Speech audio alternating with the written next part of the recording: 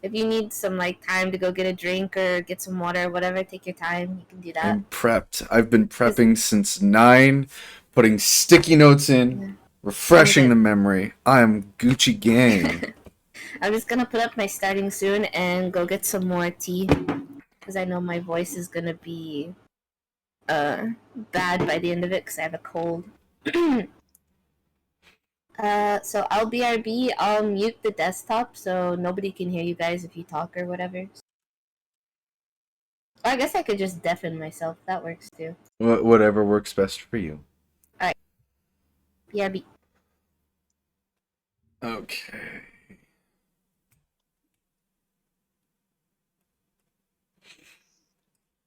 Eric, are you ready? Yes, I think. You think? I don't remember jack shit about Drakengard 1 or 2. It's okay. My knowledge of Drakengard 2 isn't the best. I just know that it's really, really weird and goes against a lot of the established lore.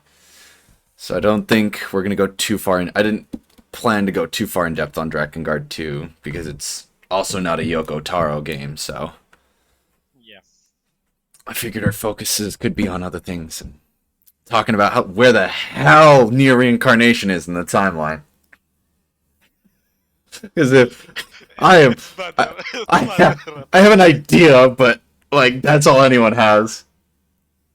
A game like researching that game gave me a headache. I was like, what the fuck is going on?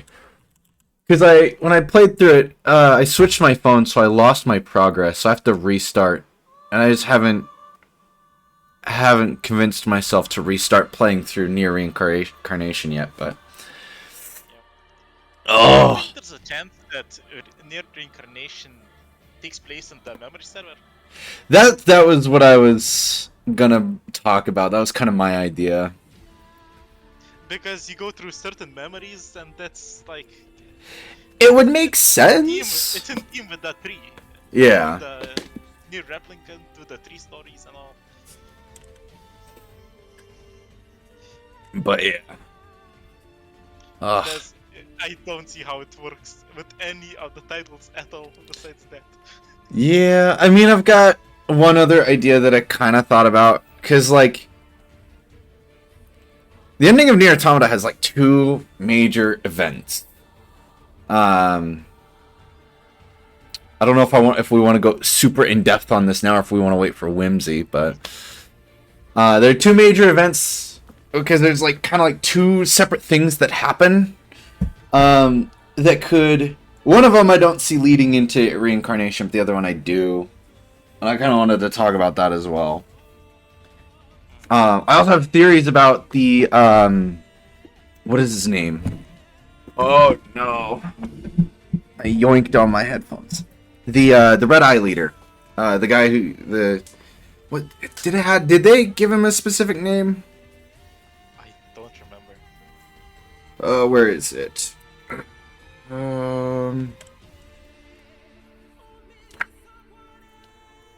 Because between the timeline and the strange works of Yoko Taro, between the 2 books, they talk a lot about. Is that just Red Eye? Is Red Eye? Red Eye, I think, yeah, I think it's just Red Eye. Because there's Red Eye, and then his army is the Legion, right? Yeah. Okay. The Legion. Yeah. I had a few theories about Red Eye as well as to who that is. Ah.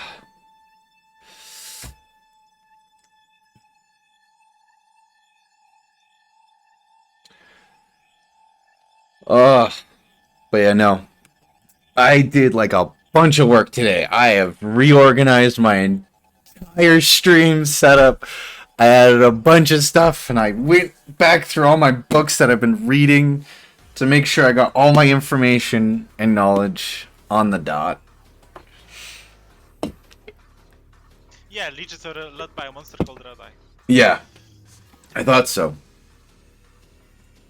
No, what I think is funny is because between these 2 books, the World Guide and the Strings Works books, certain in certain instances, Yoko Taro refuses to admit things, and in other instances, he does. So it's like, does that make him connected in canon, or does that make them not connected in canon? Because one instance he said no, but in another instance he said yes.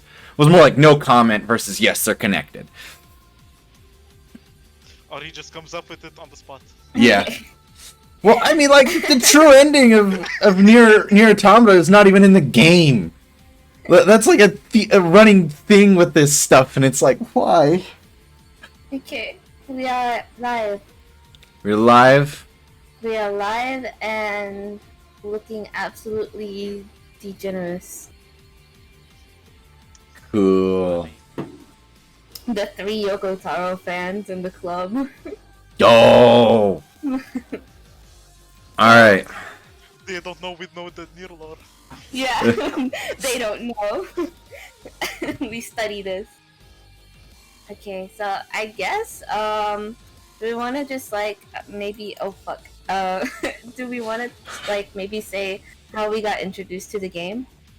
Oh, I actually have a really interesting story about that. So there's a YouTuber, Douchebag Chocolate or Demolition D+. And he... Interesting username. Yeah, he's an OG AniTuber. Yeah. If you watch Gigguk or The Anime Man, they've made plenty of references to him, because I actually found those guys through Demo. He has a video talking about Drakengard 3 and why you should play the sub instead of dub version. And I saw Zero and I was like, who the fuck is this? And then I watched this video and I was like, oh wow, this game looks cool, I want to try it. And in a lot of his anime videos, he uses, oh, what is that big song they use? The like really fancy orchestral one in NieR to fight the giant shade that's attacking the village. That song. Yeah, I understand. Yeah, he uses that song a lot in like intense moments when he's talking about anime and stuff like that. And so it just he kept talking about the game series, and I was like, I gotta try this out. And then I picked up Drakengard 3 when it was only $20, and then I got obsessed. Yo, when it was $20, what a cop. Yeah, now it's like 60. Yeah, now it's like everybody really only wants it for a collection, because to play the game is just like intense suffering. Hey, I still love Drakengard 1, 2, and 3 with all my heart. It's janky, but it's good. Even reaching ending E on Drakengard 1. We don't talk about the finding the weapons. We don't talk about that. We don't talk about the pain of finding the weapons and then doing the rhythm game Oh section. my god, yeah, it's even worse. Like, I think that I thought that finding the weapons, all of them, and grinding in NieR Replicant to get all the endings, you know, was like in the secret ending. Yeah. Was bad, but then I look at people that are grinding Drakengard 1 just for that achievement, and I'm like, bless your soul. Bless you. If I thought NieR Replicant was repetitive, geesh. Like, Replicant was fine. fuck fishing. All The my fishing, homies hate okay, fishing except the for fishing Eric. was not that bad. You fishing. You don't even need to do that fishing. I don't care, I hate it. I tried it one time and I was like, never again. I just wanted to pet the seals or the walruses or whatever was laying on the beach. Yeah. Eric, how did you like find the series? I found it. So NieR Automata was released, Mhm. and somewhere I heard some good things about it. So I decided to try it out. Mhm. So I had no information about it beforehand. So at first I thought it was just like a good platinum game, like a beat 'em up 3D. Yeah. Yeah. But then the story started. Oh yeah. After the first fucking ending, I was hooked till the end. It was just incredible. It's understandable. It's like crack. NieR Automata was, I think it's probably one of the best games released for last generation consoles, hands down. Yeah, I think what makes it so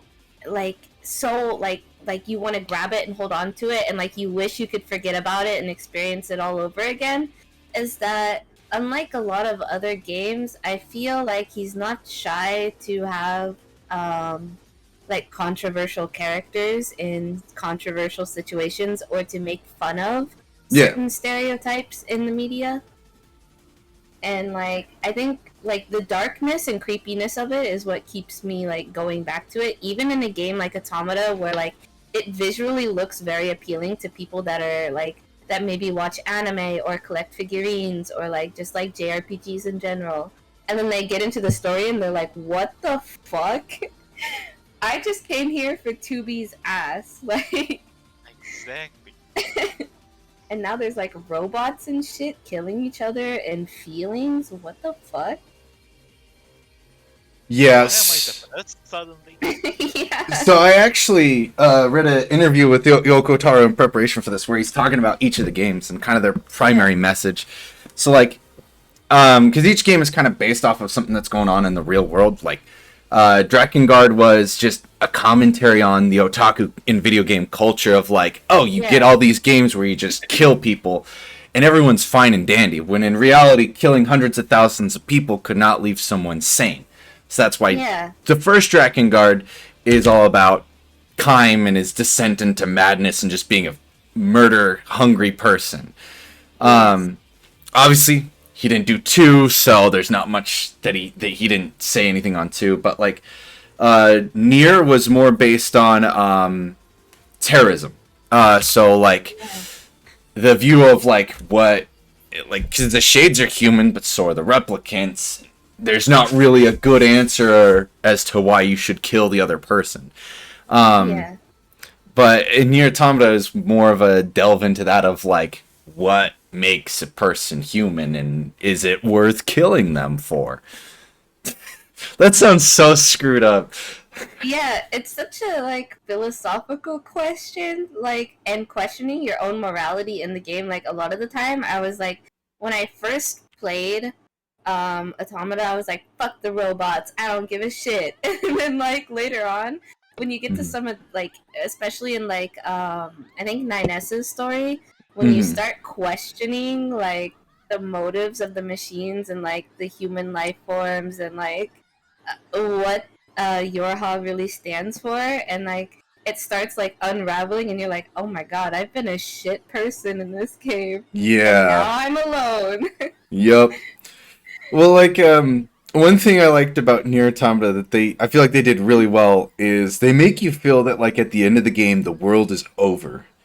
Yeah. Like, that's it. There's no more nothing. Or at least that was kind of the feeling I got when I first finished NieR Automata, was that it was just everything's over.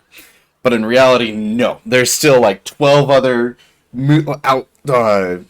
had bases in space, and then there's a bunch of different sects of androids. That's just the end of Yorha. And just coming to terms with that was like, whoa. Yeah. It's just the end of 2B and 9S, right? Like, it's the end of the characters that we sort of know a little bit. Like, certain stuff will never be the same. Like, we'll never get, like, a finalized answer for that arc. Well, exactly. 2B and 9S didn't die at the end. Yeah. No, they get put the together, screenplay, the pods revived them. So there's 2 big things that happen. So Adam and Eve and N2 take off in their rocket ship to find a new planet to start life there and learn from humanity's mistake. And 9S goes with them. A2 saves 9S, and or A2 and 9S kind of just die, and then A2, 2B, and 9S get revived by the pods. And 2B goes through this whole thing to try to bring 9S back because his memory went with Adam and Eve. Yeah, I was gonna say, at the end of the game, they like hold their hands out to him or whatever, and like ask him if he wants to go.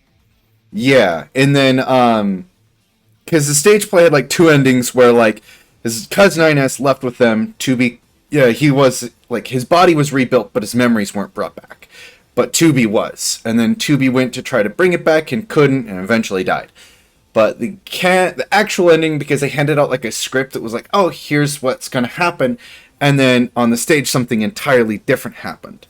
Tubi managed to bring 9S back, and so all three of them lived happy ever after, or for as long as their miserable lives would let them, because Yoko Taro's a cruel, cruel man. Sadistic man, you sadistic man. And we But they see at that least in live. Drakengard 1 a lot, because it feels like there's no good ending for anything in Drakengard 1. Like, everything is shit. Everything is bad. Bad touch. Like, Well, you could argue the first ending is the most okay ending, because it's before we get into, like, the pedophiles and shit. oh, true. Yeah. But, like... I didn't know. I was like, should we just leave Leonard by himself for... Like, but I put his picture up there anyway, because I was like... Yeah, you know, there's a theory that people think that Leonard... For the longest time, people thought that Leonard was the Forest King in NieR Automata. Really? Yeah. I saw a lot of that. Makes sense a little bit. But Yoko Taro came out and was like, no, there's no connection. But, I mean, that makes sense because Leonard was stuck in the Drakengard universe as it just fucking ended. So... Yeah, I'm pretty sure it ended. See any way that he could have lived in his situation. And Ending E, I'm pretty sure But I Ending E mean- is just like the end of everything, so. Yeah, for real. Like, yeah. Also, I don't think any robots took on any human consciousness. I Oh, you mean, like like the androids or the machines? The machines, yeah. The machines, they didn't take on any except for Adam and Eve, right? Like, Adam and Eve were the only ones that took on, like... I feel like that's the ultimate question. I mean, would you say Pascal didn't have human consciousness? I mean, I think, for me, I think that they definitely try to replicate it. Yeah. But there's just an extent where they can't. Yeah. They developed it, but they didn't take on from any previous ones. Yeah. I don't. I think that's more of like the just general question you're supposed to be asking yourself at the end of the game is, Yeah. do these robots have their own consciousness? Is it human consciousness? Is it a new consciousness? Does that make them evil? But I think that was just kind of like the main question. It's just like, do you think that they developed that consciousness? Yeah, because it's like with, you know, like, the first game, the thing that confused me for a long time is, like, when I got introduced to the game is because of Spencer, and sort of because of a YouTuber called, Cryotic, which... Really? I'm Cryotic? not, like, upvoting him. Yeah, he never finished it, but he played a part of NieR Automata, and I remember watching it. And then I remember when I went to visit you and Ayala, that, you showed the game again, and I was like, where have I seen this before? And I went back and I found it again, and so the first game I played was Automata, and then I kind of started digging, and I ran into, you know, like, the Drakengard, and I ran into, like, the subreddits and stuff like that. And then it was literally, like, once I started, I was just, like, reading things all the time. Like, I kid you not, like, Webdo was probably so sick of me explaining fucking, like, NieR Automata and NieR lore to him, like, every single day. Like, that's awesome. I was just like, like, So, talking about, like, 9S's mental state, and, like, how, you know, that poor robots, soul. like, have this bloodlust, sort of, but, like, it's not really that, and then, like, I don't know, it was really fun, though. So, fun thing, the logic virus has been confirmed to be the red eye syndrome. Disease? Yeah. Let's fucking go. So I mean, it is makes so an much sense. There's so many off-mention, parallels. and I think in the volume 2 of the World Guide, Yoko Taro briefly is like, yeah, they're basically the same thing. And so, but like, the thing that I think is interesting is there's like, in the Drakengard NieR universe, there's like a demon and there's God. So in Drakengard, God is given up on humanity. And so the Cult of the Watchers, the God gives up on humanity just before Drakengard 3 starts. Because, like, the events leading up to Drakengard 3 are insane. In which, I don't know exactly where you can find it other than that strange works of Yoko Taro. But like, I do have. I think it talks about how like the Citadel, like there was an academy for magic and stuff yeah, like that, and it ended up like something ended up going wrong, and it caused a huge like explosion or mm-hmm. catastrophe, and then like from there. So yeah, there's basically two groups of people throughout the entirety of. Well, so everything starts with a giant earthquake, right? So basically, Drakengard Yeah. 3, Midgard is Europe backwards. And Mm-hmm. it all starts with everything was normal. There was no magic, no nothing until an earthquake happened, and then dragons came out of the earthquake. It just disrupted everything. Dragons pretty much didn't give a shit about humans, but the wake of dragons caused the Maso to appear, or magic. Yeah. And so that's basically what brought magic. Skipping ahead too much, but yeah, that caused magic to appear. Some people had it, some people didn't. And you got two orders of people. You've got the rich nobles, and then you've got the church. The church is the one who set up the academy, and the nobles are the ones who have magic abilities. There was peace for a while, and then it just they hated they got too greedy, and the nobles wanted more power, but the church wanted more power, and they just kept fighting, and it was a whole bloody war until things were just horrible because it's Drakengard, Yeah. and that's when like Zero was murdered for she was hung for stealing food after being a yeah. child prostitute. Yeah, which that part of her story is kind of like it's something that you never like I've never seen that in any other video game, like somebody like using something really dark like that, you know? Yeah. And it makes you feel for her, but at the same time you understand that she doesn't like she's not a good person, Mm-hmm. like because she still kills people because of maybe her situation not being so good. You know, when she's on the run and she's stealing food from people, she's also killing them at the same time. Yeah. And like, one of the my favorite things about Drakengard 3 is the fact that they took those people that she killed, and when, you know, I'm getting super far ahead, but like, that, you know, when the flower comes and, you know, she tries to kill herself, they take the faces of those people that she killed throughout her journey, you know, before she's gonna die, and they put those on the personalities of hers, or like these moral parts of her that she like the flower tries to that pulls from her past. Yeah, and like just like seeing that was so cool because it was like we've never met those people in the game at all, and one of the confusing parts is that the timeline in Drakengard 3 game is kind of off a bit, especially in the first like cutscene. It's kind of not quite correct. Well, because you don't meet Accord until way later in Drakengard 3, but by the time Drakengard 3 starts, Zero has already met Accord and talked with her about the timeline. As in one of the billions of companion books, it mentions that Accord talked with Zero and Michael about like the flower and the this being a singularity point in the future of bullshit. Accord just makes things so complicated. She's Santa Claus in NieR. She's a weaponsmith in Drakengard 3 and a time-traveling wizard. And then she's also an android that was built after Devil and Popola. And it lives on the dark side of the planet in NieR Automata. It's like, what is going on? Yo, like... What is going on? Shout out for my girls, Devil and Popola. Like, they struggling. They do be... They royally screwed up, but you know what? They don't deserve that torture. Yo, they don't. They don't deserve that at all. Man, I felt so bad in Automata when you meet them and they're like, and everyone's like, do these fucking terrible jobs because you suck. I mean, all because your previous models suck. Yeah, their previous models did condemn humanity to extinction. And replicants and gestalts.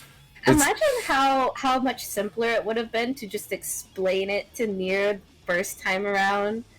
Like, you know? I mean, maybe he wouldn't have listened, but like, maybe he would have went insane. Who knows? I feel NieR was just deserving of life as the replicants, or as the gestalts. Yeah, because they've kind of sort of become their own people. Yeah. And it's like, The Yeah, problem yeah, is, the personalities. yeah, When the because like the big problem is it's like, yeah, you get to be your own person, but you're condemning your race to death because you cannot reproduce nor exist without your gestalt.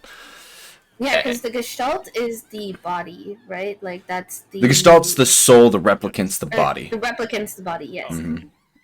Yeah. Because I was gonna say like, when you're like, the game makes you feel in the first part that like it's just a normal village, peaceful, loving life, like blah blah blah, and you're thinking like, okay, well, how did he go from like in the city to like this rundown village looking like stuff? Yeah. I The remember games having do that question in not. my head the whole time, but never quite being able to be like, what's happening? Half of the NieR Drakengard games aren't even in the games, it's in the books. It's in the books or it's in the fucking weapon stories. Basically, yeah. Well, because like like when Angelus and Kime went to, because what happened was basically zero, quote, kinda zero, but not really zero. What zero was ceiling gets broken in Drakengard 1, and that's the giant, the white thing that releases the white Yeah. chlorination syndrome. The queen. Yeah, the queen. The grotesquerie, I think it is. The queen grotesquerie. Yeah. Yeah. Is she confirmed to be that? Yeah. In The Strange Works of Yoko Taro, it confirms that to be zero. Yoko Taro did go over the book, was like, yeah, this is good. No one's going to read it, though. No one's gonna read it though. Yeah, he said anyone who reads this book is strange. What was it? There was like a foreword. There was like, I don't know why anyone would make this book. You must be strange to want to read this. Yo, I'm something like trying to that. get in the mind. But That yeah, because the magic from Angelus is what's used to make Grimoire Vice and Noir and the third book. I can never remember his name. That was in Emil's house. Oh yeah. I cannot remember. It's Grimoire something. He has one appearance, and then everyone forgets about him. yeah, the one that protected Vice at the end of Yeah. Mm-hmm. Yeah, and then F for the homie. yeah, because all the books, there was more than one copy of Grimoire Vice and Noir. There was multiple copies, but because those copies were made for people who weren't NieR is the original Gestalt. Rubrum, yeah. NieR's the original Gestalt, and so NieR's the only one who can maintain his Gestalt and his Grimoire Noir and Vice, and that's why no one else has a Grimoire Vice or Noir. But yeah, that the Angelus's body is what was used to make the grimoires. Because what was the name? There was a society. There's a lot of societies. We live in a society. Yeah, we live in a society. There was. Oh no! I'm pressing buttons trying to look at my book. Grimoire Project begins. God, what was the name of it?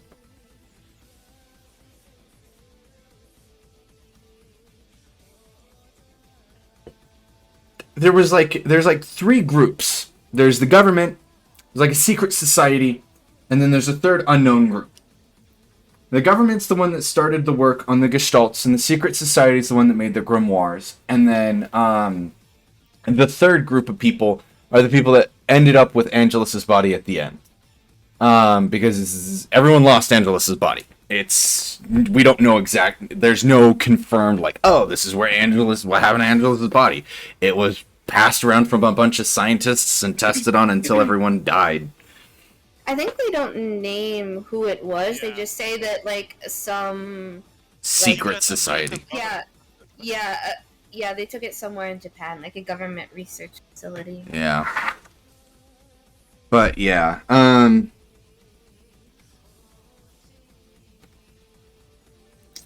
then Yeah, there's not really much of a name for it, but because I was hoping that at some point in time in the NieR games, we would run back into Angelus's body, even though it would just be a bunch of bones at this point, or Yeah. get some sign of it. Like maybe some humans survived somehow with magic. I don't know. Yeah. That is like the one thing that is never explained is how the fuck magic works in the Drakengard NieR Yeah, universe. it's kind of like, hey, there's this dragon that fell from the sky and started dissolving into salt. Yeah. So don't eat it. And I know. Also, it's magic. The pods, the energy that the pods use is the Maso as well from Angelus's body. Because there's the Maso and then there's the White Chlorination Syndrome stuff. The White Chlorination Syndrome stuff is basically Zero being unsealed and destroyed. Because Kaim didn't reseal Zero, he destroyed Zero. Which released the flower spores, pretty much. And but because the world is different, instead of creating the flower and dragons to eat the flower, it created the white chlorination syndrome. Because it belongs to some demon, which is what the Order of the Watchers was made for. Yeah. Because Watchers were made from Mana's brother. Not Mana's brother. One's brother. One's brother. Yeah. One's brother is the one who made the Cult of the Watchers after the end of Drakengard 3. And then had a few kids, and then Mana is one's great-grandchild or something along those lines. Yeah, some shit like that. Yeah. Even though, like, there's a lot of, like, I think I remember there was, like, a lot of discrepancy within the timeline because it was, like, the stuff in the book and the game don't necessarily match up, so there's, like, some kind of, like, weird timeline issue, but that could just be, like... Thanks, Accord. Rushed game development, or just Accord, yeah. When in doubt, just blame Accord. Well, like... Yeah.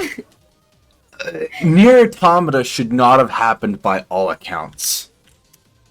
Like, I don't know if you've looked into it, but basically, Yoko Taro met two people at Kavia when making Drakengard 1, and one of those people just so happened to overhaul the Dragon Quest series, and because of that, and he wanted to make another the guy he wanted to make another NieR game with Yoko Taro, and threw a temper tantrum to Square Enix founding board of directors until they're like, fine, you have no budget, but make a NieR game, fuck you. And then Platinum Games was like, hey, you want to make a game with us? And Square was like, yeah, let's do it. And then some shithead developer was like, I want to make a NieR game. And they're like, we just okayed a NieR game. And it was all happenstance. And it's just like, what the hell? Crumble. I love that story, though, because it's just like, how did this happen? How did we get here? If I remember correctly, he barely had a budget for the first game. Like, he could barely, like, even afford to make that game, and then it, like, did super poorly in the West, I think. Like, I don't know if it... Yeah, Drakengard 1 did well in Japan, but, like... what was it? I think it sold about 120,000 units in Japan, and, like, 10,000 in the West. Yeah. It did well-ish in Japan, but it was still overshadowed, and a lot of people were like, oh, this is very niche. So it's already, like, cult classic-y kind of status in Japan. Yeah. But they had enough budget to do Drakengard 2 immediately after. But Yoko Taro got in a fight with one of his friends, and that's why he dipped and didn't do Drakengard 2. He and a buddy got in a fight about where the series should have gone at the end of Drakengard. And so his buddy kind of was like, well, I'm going to continue off this ending and do my own Drakengard with blackjack and hookers. And Yoko Taro said, fine, I'm going to go pick at the wall. Yeah. Kick at the wall and think of NieR. No. Well, because I think NieR was 3, next. But my god. Yeah. I think NieR was next. Yeah, NieR was next, and then Drakengard 3 came out, so hopefully... I just want them to go back and like be like, okay, maybe we can revisit Drakengard 1 and like make a like a Yeah. new game, like not even a remaster, just fucking like just I mean, I guess a remaster would be cool too, but like I feel like it would be much better if they just, you know, started from the ground up. Yeah, That- I would like a remaster in the same vein that we got Replicant and just like how we got Replicant. I'd like a remaster in that sense. But from what I remember, I think Yoko Taro calls NieR Drakengard 3 and Drakengard 3 Drakengard 4 half the time. Yeah. But no, I would love to see a re-release of all that in hopes that maybe the original Drakengard 1, 2, and 3 can drop in price a little bit. Yeah, because I feel like a lot of people, like, especially recently with, like, the boom of, like, Replicant and Automata, like, being so successful, people have gone back and seen, like, Drakengard 3, and they're like, oh my god, I love the designs of, you know, the girl characters, because the girl characters are fucking dope. Oh, They look hands amazing. down. The design, like, the guy that designed their outfits, I can't name his name off the spot, but I looked into his artwork, and it's just amazing. Like, Oh, I can't remember his name he's such either. a cracked artist. But like, I feel like a lot of people like look at that game and then they don't look any further into like the first game because they see the cover and they're like, "What the fuck?" Yeah. Because I think the first game by far is more controversial than the other ones because they have a child eating cannibal Yeah. and a pedophile and a guy who plays music that is trying to be evil. Hey, don't forget Kaim is a scaly. Oh yeah, and the kind Oh, of what? Yeah, Kaim wants it's to get with implied Angelus. That Kaim and Angelus have more than just a little partnership relationship going on. I mean, it's the basis of Drakengard 2. But yeah, they have a child. Well, because excellent perspective. Yeah, they because Angelus at the end on ending A of Drakengard 1, Angelus becomes the new thing to keep the seal Goddess of the closed. seal. Yeah, and her and Kaim have some special alone time before that officially goes down, and it is weird. It is proper weird. But you know what? You know what? I'll We take stand. that over the incest any day. I don't care. I really don't. I mean, 'Cause you can blame anime I for just- Furdy Eye. She was inspired by a lot of anime. Oh, you can tell. But I never understood, like, you know that scene where, they're like, oh, you're having a deep, like, you want your brother or something like that, and she just, like, looks at him, and then she just straight up stabs herself, like, 0 from 100 real fast. Yup. And I'm like, what the fuck? I was always, like, every time I watch that, I'm like, what the fuck?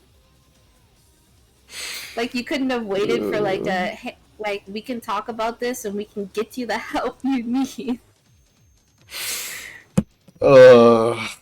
Imagine you go through this whole entire journey just to, like, watch your sister kill herself. Like, I'd be like, are you kidding me? But I just fought off the Watchers for 3 years, and you kill Yeah. yourself. Right, look at this band of fucking misfits that I'm tagging along with me. I got I a lost pedophile on my my team. friend to the darkness. He works for the Watchers now. Can we talk about Mana's Watcher breakdown real quick? Oh my god, and the fact that her voice actor is the same guy from, like, the Fairly Odd Parents? Yep. Please do. Yeah, just the like I remember getting to like that point because I didn't see that till I got there in Drakengard Yeah. 1, and I'm just playing the game, and all of a sudden Mana just starts spinning around, going la la la la la la la la la la. Watchers dance, and I'm just like, Did you what also, like, look is around going your bedroom, on? like, thinking that somebody else is, like, talking? Because that's what Right. I thought. I was like, what is going on? And I laughed. It was so out of place. I just started laughing so hard I was crying. I hate her so much. I didn't even include her on this fucking PowerPoint because I was like, You it's included her Sari, but twin? red. The twin is the one with the golem behind it. That's Mana's twin. Yeah. You included Mana's twin. I'll take Sarai over Mana, even though Sarai's just as annoying, but If like you- in a more pitiful uwu way, you know? If you want Mana to be an enjoyable character, try Drakengard 2.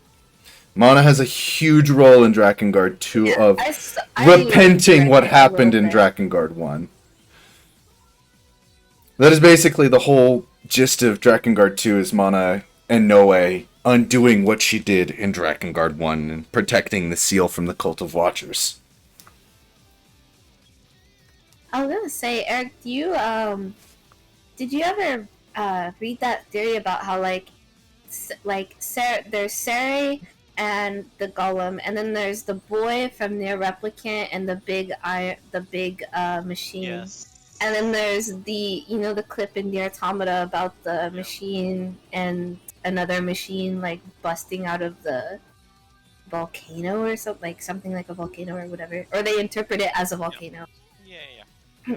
I always wondered if all three of that correlate. It's so weird that all correlates so much together. The boy with the golem in NieR Replicant 100% correlates with the one that bursts out of the mountain in Automata, because that robot is like the hive mind of all the machines at the very start.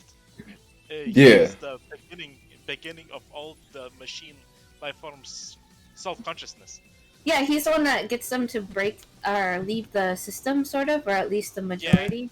Yeah. And they fly out into the space. Yeah. And then Peace, my homie BP. Yes, BP. BP. Everybody loves BP. Regarding Sealy with Golem, I don't know if it has any correlation. I just fucking laugh my ass off every time I see that gif of the golem just punching Sarai. I'm like, yes. Oh, you mean Mana? Or, yeah, punching Mana, my bad. Yeah, that was great. I know N2, the red girl at the end of NieR Automata, that one was confirmed to be based off of Mana. Yeah. Yogurtar never explained how the world of NieR knows about people and events in the world of Drakengard. But basically, because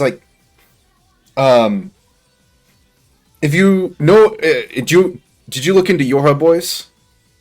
Yeah, I watched some of the stage play. I can't remember everything. Yeah. But I could get the gist of where 2B and 9S come from and all that stuff. Okay, because somehow the server on the moon that they have has all the information of the events of NieR and Drakengard 3 and all these people, has all that information on them from Devil and Popola, because they somehow got, what I don't know is how they got all the information on Zero.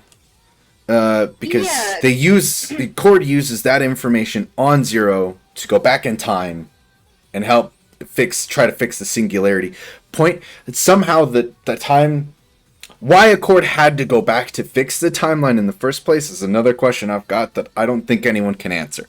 But they had all that information, and they used that information to create Mana, the leader or the true Cult of the Watcher kind of thing. Mana's like the Jesus for the Cult of Watchers. Yeah, the Jesus. So you're saying Accord took no part in creating the server on the moon?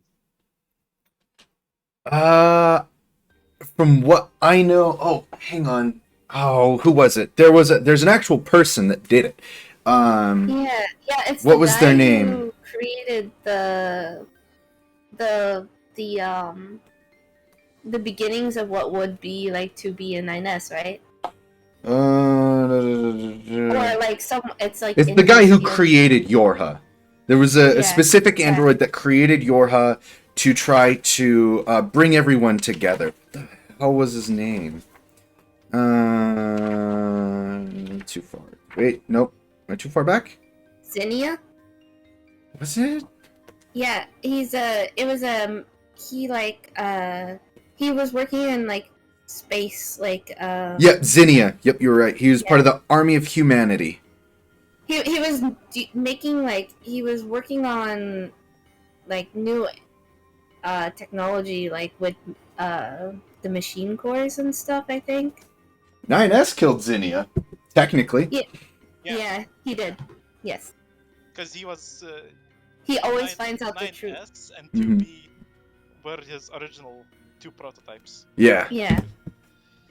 Yep, and 9S is the reason that Yorha isn't allowed to express emotions. Yes, Yeah, because he built the backdoor. Yes. Our boy. Yeah, 9S built the backdoor that... I think it was 9S that built the backdoor that literally set everything into motion in NieR Automata. Oh my god, Cap, you're just a little baby. You're just, he's just a tiny baby man. He's wee bab. A wee bab. He didn't even know that we could use the the vending machines in NieR Automata to travel. Oh no. Not to pick on you, but I am picking on you. It's okay. I've seen Kat pick on you quite a bit, so. Yes. The bully. Oh, so I have some theories. Oh my god, you take that shit back right now. You take that shit back. Eric, make him take it back. Yeah. I'm not a mod anymore. Fuck! Oh wait, when did you get released, Eric? I timed him out the other day. Oh. There you go, Eric. Wield the power of He-Man in the universe. You're back in jail again, Eric. I'm sorry. I was gonna save up for the 100K. Oh snap! I was gonna try to. 9S's worst boy. Yeah, but it's still on your stream. You can't remove it from there. So I have 3 theories. One me and Eric kind of talked about, but okay, so the Red Eye, the Legion leader, we never learn what happened to Kaim's body. Yeah, throughout that's true, right? At all. The only person I can think of that would go that's just that crazy about murdering and would be impossible to kill under the control of the Watchers would be Kaim, because he's the only person who can use magic. Yeah. Kaim is the only person in the NieR universe who innately can use magic without the assistance of Grimoire Noir or Vice. So, it's never been confirmed. Too, right? Theories in the Drakengard universe, not the NieR universe, though. We're talking of people who are just in the NieR universe, who would be affected by the White Chlorination Syndrome, since there's no dragons to take care of it. But yeah, no, I think Red Eye is Kaim. Because there's nothing else ever described about him other than a bloodthirsty man. If memory serves me right, it's a dude. I don't even know if they say it's a dude. Yeah, I'm pretty sure they call him like a he. I'm pretty sure. It's a monster creature. Yeah, they just say like he like takes a humanoid or shadowy figure. Because I think they describe him as like the only thing you can see are the red eyes. I just remember not being able to find anything specific about I found the Red most, Eye. Ambiguous was the fact that when you read about you're like, now they're talking about how people are dying and they get to face God and something about if I can remember correctly, they either say that they want to live or they don't want to live or they can either choose to do the demon, the Watchers demon or bidding, or they can die. Yeah, or they can die. And I'm like, so we're never going to he's never going to explain or press further on that subject, not even going to describe the entity, not even going to describe how it goes down. Imagine you just you die from White Chlorination Syndrome and suddenly you're just in a white room and they're like, yo, do you want to join us or not? Yeah. Well, because all we know about the demon is that it's the thing that controls the flowers in Drakengard 3 and is what is starting to cause Zero's sisters to go crazy. Because if you Yeah. remember, I think it's 3, the one that puts all the babies together. 3 is totally off her rocker and is Yeah. 4 insane. too. They all do because and then it also like it implants false memories Yep. like as well. Because they were like 2 seconds old when when Zero was trying to kill them, and they're all like, Yeah. "No, we had this long history. It's like 5 seconds you had before you were like, I'm gonna kill you, was great. Right. Was like 3 years or however long Yeah. of greatness." Yeah, because the Utahime, if we dive into that, I read that and I really liked it. I liked the story. And it's so sad that they turn out the way they are. Because Hmm. you want to believe that they're people of their own, like, but because they have the flower, like, they'll never have, like, their own sense of free will, I guess. It kind of Yeah, goes back to, like, the machine debate, you know? Because it's like, do they have their own, like, I would say they have their own free will, but to a certain extent. At a certain extent, the flower just tries to take over their body. Because the flower doesn't immediately have full, complete, and total control of them as people. At a certain point, it does, but um, I would say that it takes it. It's clear that it takes the flower some time to be able to officially, fully, and totally control each individual intoner. yeah, but it feels like looking at from like their perspective, like the more Zero angers the flower, or the more she like speeds up the process of it, like taking control, because you know, Yeah. it almost she kind of like heavily gave me Kaine vibes because of that. Because Kaine sort of has a similar situation with the Shade, albeit Yeah. not to like a world-ending extent, but like she will lose herself, like if she I thought like has too much emotions. I thought Kaine was her gestalt was based on one of the people from the army that was fighting the Legion. That she's a mixture of two. Her gestalt got screwed up and it got her gestalt and Yeah, replicant it's a got mixed with guy. another person. Yeah, And it's like a mixture of like two people.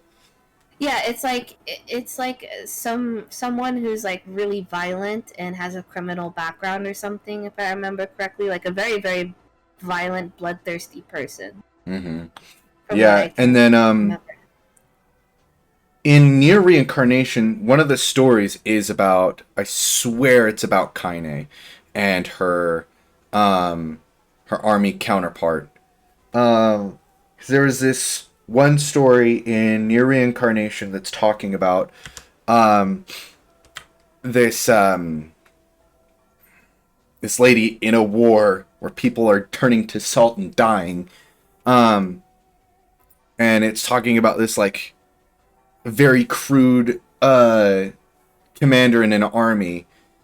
And I was like, that's got to be Kaine. Yeah, because she's always described as crude Yeah. and Well, very like.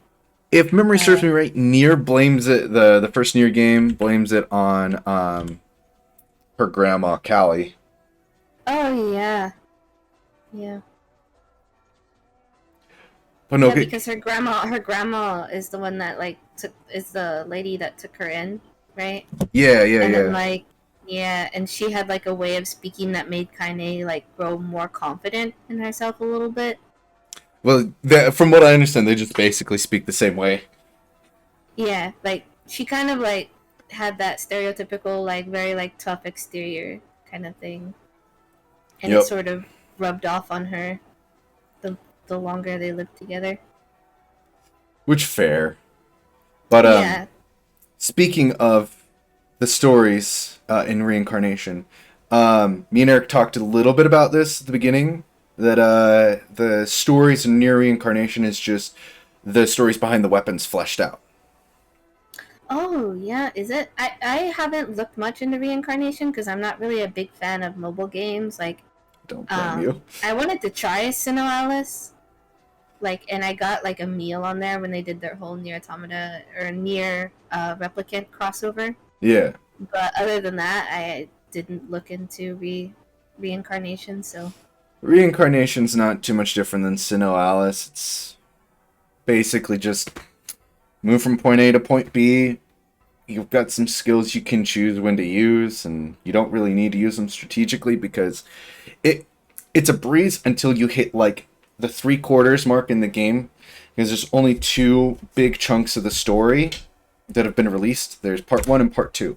Part 1, basically you're in a dream world. You're a dream eater, and you've been eating this little girl's nightmares. Yeah. And her nightmares are of things she has no recollection of, which I think is the weapon stories. And as you eat her dreams, you turn into the little girl, and the little girl turns into you. And then the second half of the story is undoing that. But the little girl doesn't want to undo that because she finally doesn't have any nightmares and doesn't have any reason to want to go back to her family. That's pretty pog. Yeah, that's like a story concept. Yeah, but how the fuck does that relate to NieR? Yeah, it's kind of like at first I thought when I saw the trailer, I was like, "Ooh, are they like in the White Tower? Are we gonna see like more stuff from that?" And then like as it went on, I was like, "Okay, no, it's just a mobile game," and I don't even know.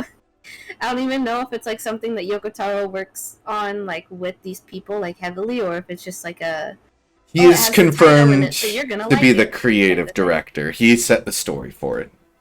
Okay. And that's it. He has no control over the gameplay or anything else. He set the story for Sinnoh but he doesn't manage that either. He's just like, here's the story. Sinnoh was a lot of fun. Story. Yeah, it's a lot of fun. It's just very repetitive, so I only play it really like when I'm bored, like once every so often. But you best bet I was there for that freaking Emil event because I was like, I am pulling this character. Yeah, I lost. It's not even a game I spent money on. It was like easy to pull him, but it was limited, so I was like, I have to. Yeah, I lost everything when I switched over my phones because I keep forgetting with these mobile games you have to constantly back up your data, otherwise you just lose it. So I lost my progress in Reincarnation and Sinnoh, and I'm just looking at the apps like, do I uninstall them? And I'm like, no, I'll eventually redo everything. But it sucks. Did you play either of those? I played Reincarnation, but I didn't get as far as you did. Yeah. I got to the part where you change forms, but that's about it. You change form. Oh, so yeah, like the halfway point. Yeah. Yeah, I needed to progress further because I got halfway through the second part, so like 3/4-ish, but I hit a brick wall as soon as it was like, you need to do raids to level your stuff up even further to be able to continue. And it was like, I need to do what? And the raids were always at a specific time, and you needed to do it. It was like an everybody does kind of thing. And I never did it at the right time, so I never got any of the stupid materials. And you could pay for it out of pocket, but I didn't want to do that. So I was just kind of out of wall until I did the thing at the right time. Why is it always timed? I don't know. But to kind of loop off this theory, so Reincarnation is the weapon stories. But I think the girl in Reincarnation is a new human from Adam and Eve's world. Well, she wouldn't be a human, she'd be an android at that point, but yeah, she's one of the new androids from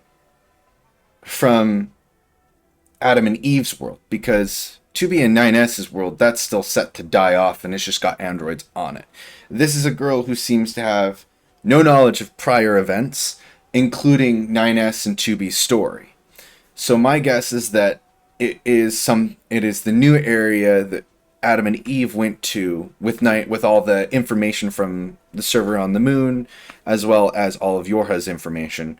They took all that information and everything to the new planet, and this little girl is having dreams. And since she's still not technically human, that she's an android, that she's accidentally connecting to the server and dreaming about these stories in the weapons, or stories that happened in NieR, Drakengard, and stuff like that. That's kind of my running theory. I've seen a couple people mention the weapon stories, but I think it's more broad than that, that she is connecting to the data that Adam and Eve used to travel to the world with. That the new race was supposed to learn from and move on from and forget. Yeah. So do you think that, like, potentially... I mean, the old server was destroyed, right? So there's no way that she would connect to like 9S's old, like backups or anything like that. It's from what I understand, that's essentially what Adam and Eve did. Was they created a new backup of everything and shot a rocket off into space with all that information. So like, because for it to be a 9S, the big thing is like she was killing him over and over again, and every time like it was because he was getting close to finding out, or he did find out, and she had to kill him for it. Yeah. And like he was like every time he had to like become a new person, like reset back to default, Yeah. So it's like it's kind of strange that way, because it's like he became a different person so many times, because like I'm sure like not everything is always the same. Maybe. Yeah. I mean, maybe it was, but like. Well, there are different ways that he finds out the truth, either by going in through the back door, which gets left open for him to exploit multiple times. Yes, or as just, well as like, the robots. To be kind of slipping up and like him like getting suspicious of her. Yeah. I read an actual like canon thing where like they're patrolling in like a desert, and she is getting like the message or the go ahead to like terminate him there, and he finds out about it, and he like tries to kill her first. Yeah, that's in the World Guide 1 at the end of that. Because there's a short story at the end of the World Guide 1, short story at the end of World Guide 2, and then a short story long story short, and then Yorha Boys, and then all the other stage plays that were done beforehand, which is so much to keep track of. But yeah, the one in the desert where they find a human structure in the desert, and they're going through there. Yeah, that was at the end of World Guide 1. I read it shortly before. I read that actually last night. In preparation. I really liked that one too. It was good. It left me in the feels. I was like, holy shit, this hurts. Yeah. It's just so tragic.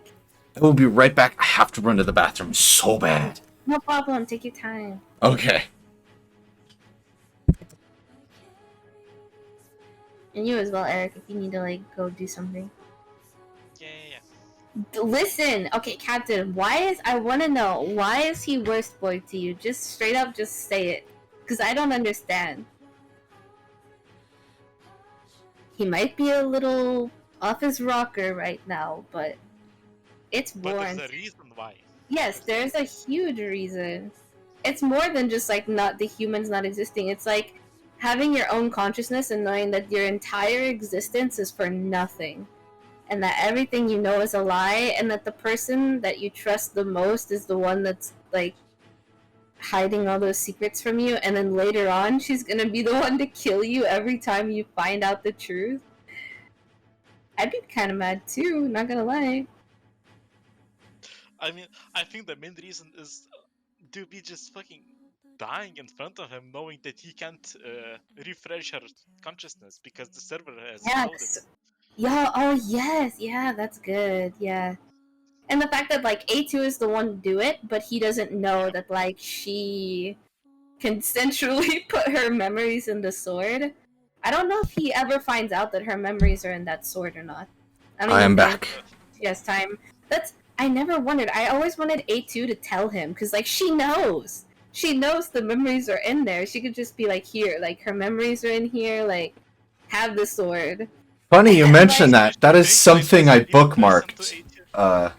Yeah. Yoko Taro explained that actually, and it's something I bookmarked. Where was it? Hold on, I saved it just in case it came up. Where was it?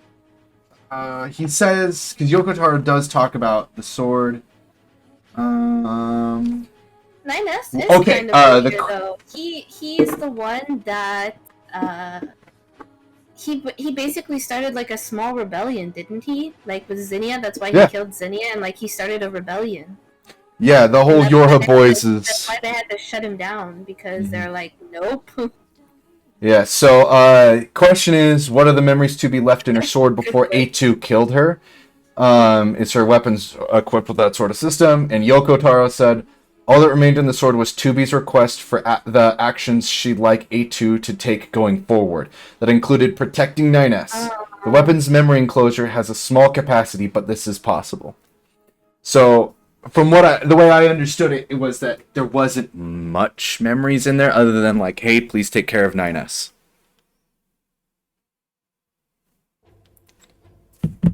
But that's what I got out of like the memories that were in the sword.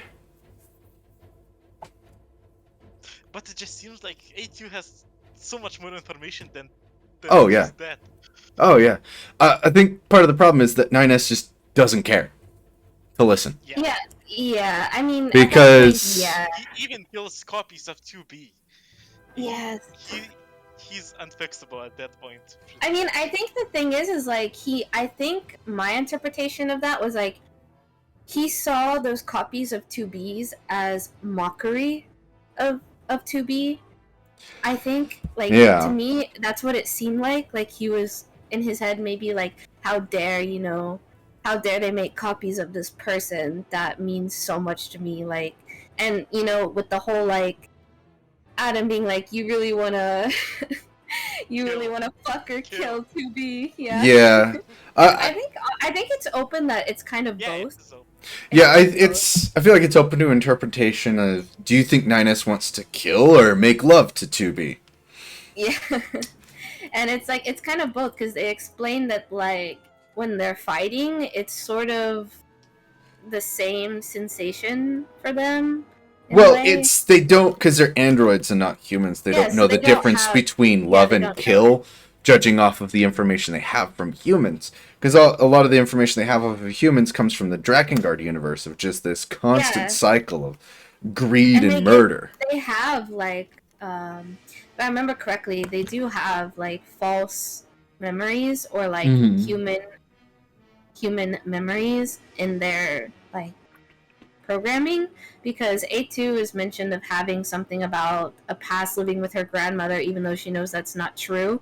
And that's why a lot of people think that she inherited kinase memories, which with the NieR Replicant secret ending would make kind of a lot of sense, since she went into what is it called, the tree is something, the tree. It has all the knowledge in it, and it would make so much sense.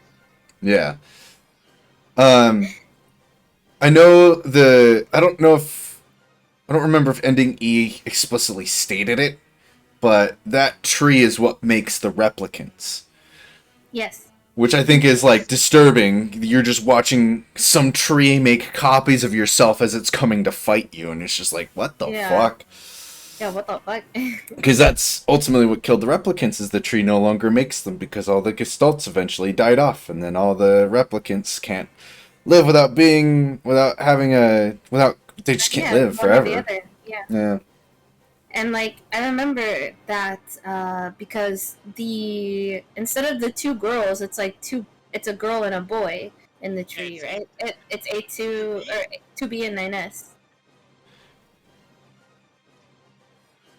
Yeah, it's the original. Yeah. Yes, the original forms or whatever.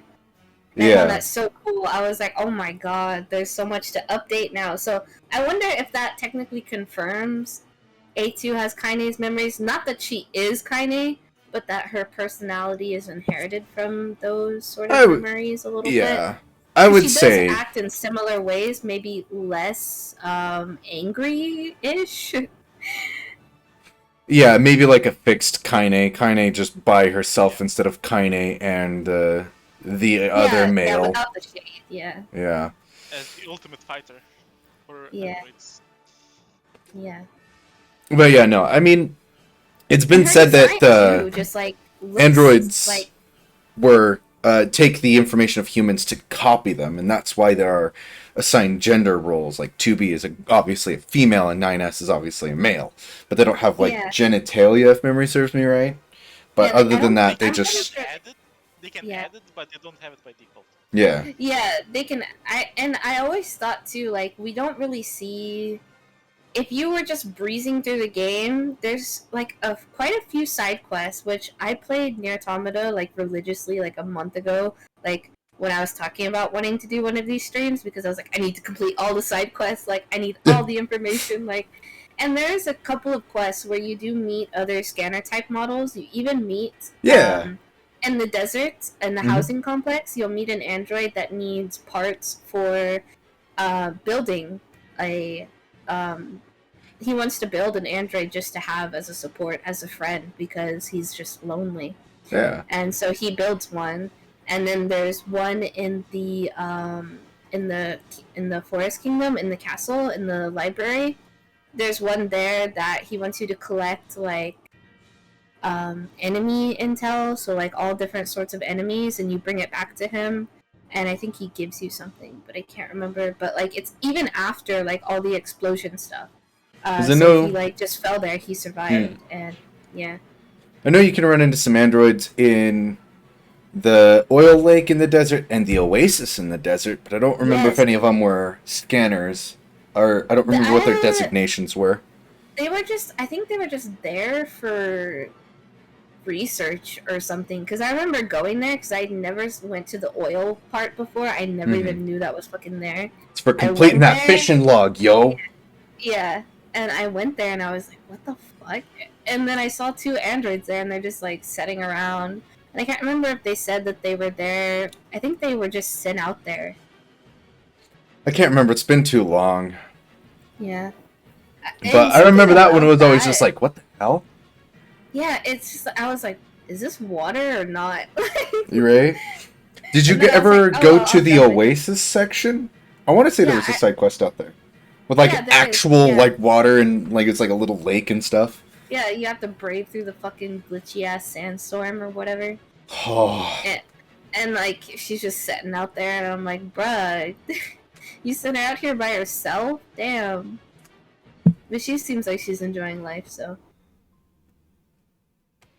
The best part too, like, I don't know if you read this story, but there was a story about an android that was supposed to be like super below, like in the ocean. She thought that she was like really, really, really deep down in the ocean to like as another server, and she was a type what, I don't remember. She was like a maintenance. I don't think I've read android. This one. She's like a maintenance android, and I don't remember what type they are. I don't remember like the letter that's associated with them. But in the story, she has like a burn on her hand or something like that, and she has like a pod there, and basically what she does is she plays the audio tape. She is responsible for keeping everything up to maintenance so that the people on the moon can have radio signals with Earth and stuff like that, which sounds weird to start off with, but and she keeps wondering why she has no memories sometimes, because she will try doing something that she literally cannot remember, and then she gets like hurt, and it's because she is trying to get into this like recording room or serving room or something like that. And it's where they play the audio tapes about the humanity thing. Like it's where they play. Yeah, so, and she's also the one that is responsible for loading the materials for the rocket thing, I think. And or like they send materials down there, or she's supposed to send them up. I can't remember which one, and so that it'll go to the rockets that they send to the moon, quote unquote. Like, where the fuck does that shit go? Just floating out in space? Yeah. Yeah. At this point, because they don't send anything in there. Yeah. Yeah. They just. Oh yeah, because everything is empty. They send empty containers to the moon. I remember that much. Mm-hmm. But yeah, no, it always just makes me laugh reading or hearing other stories about the androids, because it's always like, oh, they're here, or they're this way, or they're that way, or they're, like there's like a whole other sect of androids that we have no information on. Like all we really know about underwater. Like, they lied to her. There was no windows or anything, but she wasn't underwater. Yeah. There's just like all this stuff, and it's just like there's so much crap. Like there's these androids. You've got this whole other sect of androids on the other side of the planet that have like no problems with the robots at all. It's just Yorha. Yeah. That's why I think a lot of the people are like, oh, like Drakengard 3 is happening like at the same time as Automata, and like What? they're just on the other side, or blah blah blah. There's a reason that there's no day-night cycle in Automata, and that's because the Earth is dead and it doesn't rotate. Yeah, exactly. It's like But in Drakengard Drakengard. 3, there's nighttime, isn't there? Yeah, there's They have, like, there's the camps when you camp yeah, out. camps, yeah. Yeah, those are at nighttime. Unless that's just a negligent like game thing. No, I don't think so. Drakengard 3 is not only in a different dimension, but it is tens of thousands of years in the past. Yeah. Because I want to say the gap between Drakengard 3 and 1 is has to a be a couple lot. hundred years. Because It's a- it has to be like a lot. Well, no, it's like maybe 100, 200 years. It's not the gap isn't that big of a difference between Drakengard 1 and 3, because at the end of Drakengard 3, the church falls because of Zero's actions. And in its place, the Union rises. So you have the Empire and the Union. And the Empire is what supports the cult of the Watchers. That's what one's brother went and did. And then Kaim's family is part of the Union. And then Inuart's dragon kills Kaim's parents and sets off the whole Kaim wants to kill everyone, everything, all the time. And kill the dragons and fuck this and fuck that. Which, can we talk about the pact system, because it don't make sense. What do you mean? What about it? So, like, in the beginning, they tell you that, like, you can't break the pact, like, it's impossible. And then in one of the endings, Angelus is just like, fuck you, the pact is over and I'm gonna kill you. Like, and she, like, releases the pact on him and he can finally speak, and all that stuff. Oh, I forgot about that. Yeah. Yeah, And forget about those I don't know endings. if that's, like, game negligence or Yeah. what. I don't remember if they explain it. I don't know. I'm wondering if it's something with the dragons, just because we don't really know about the dragons.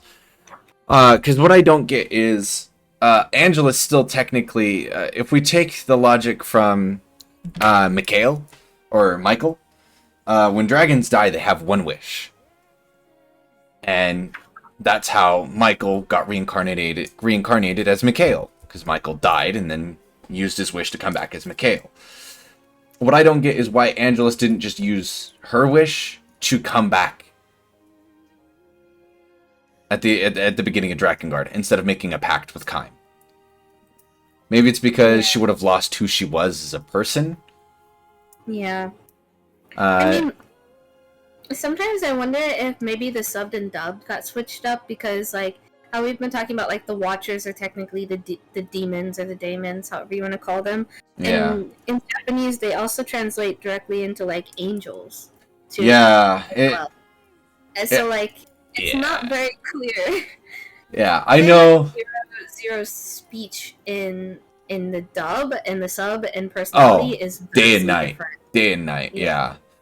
There's something about the translation that gets screwed up, because these games had the budget of a bag of potato chips.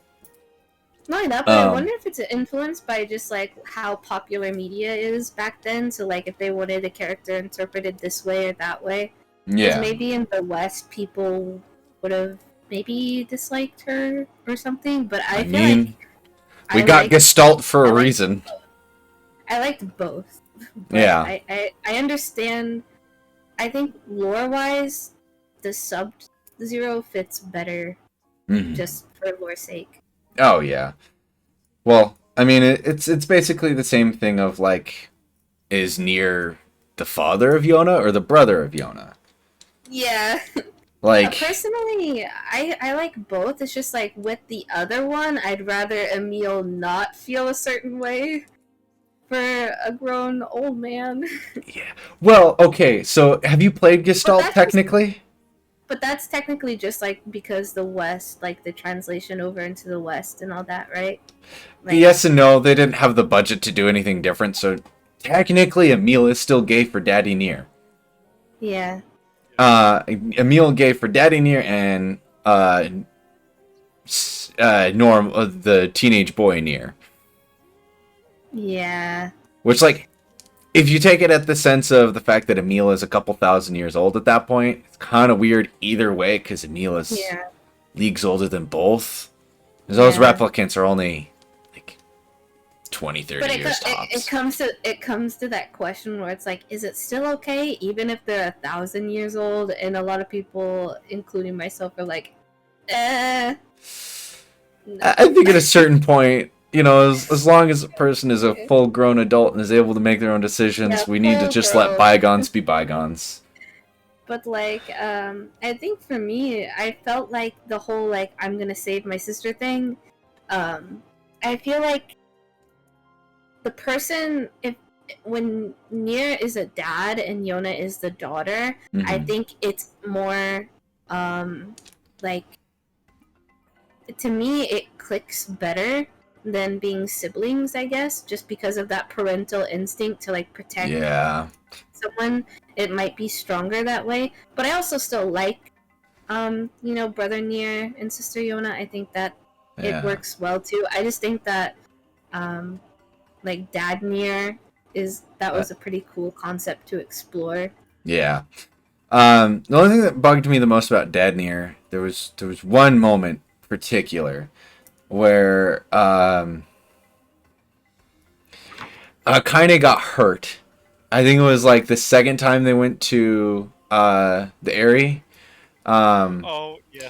And he's like, Kaine is my friend, and I'm just like, ugh. I cringed a little bit at that one. I was like, ugh. It gives you a bit of the what am I fighting for? Or Did you guys like the little thing that they put in Replicant where you got to play as Papa NieR and the to collect some weapons?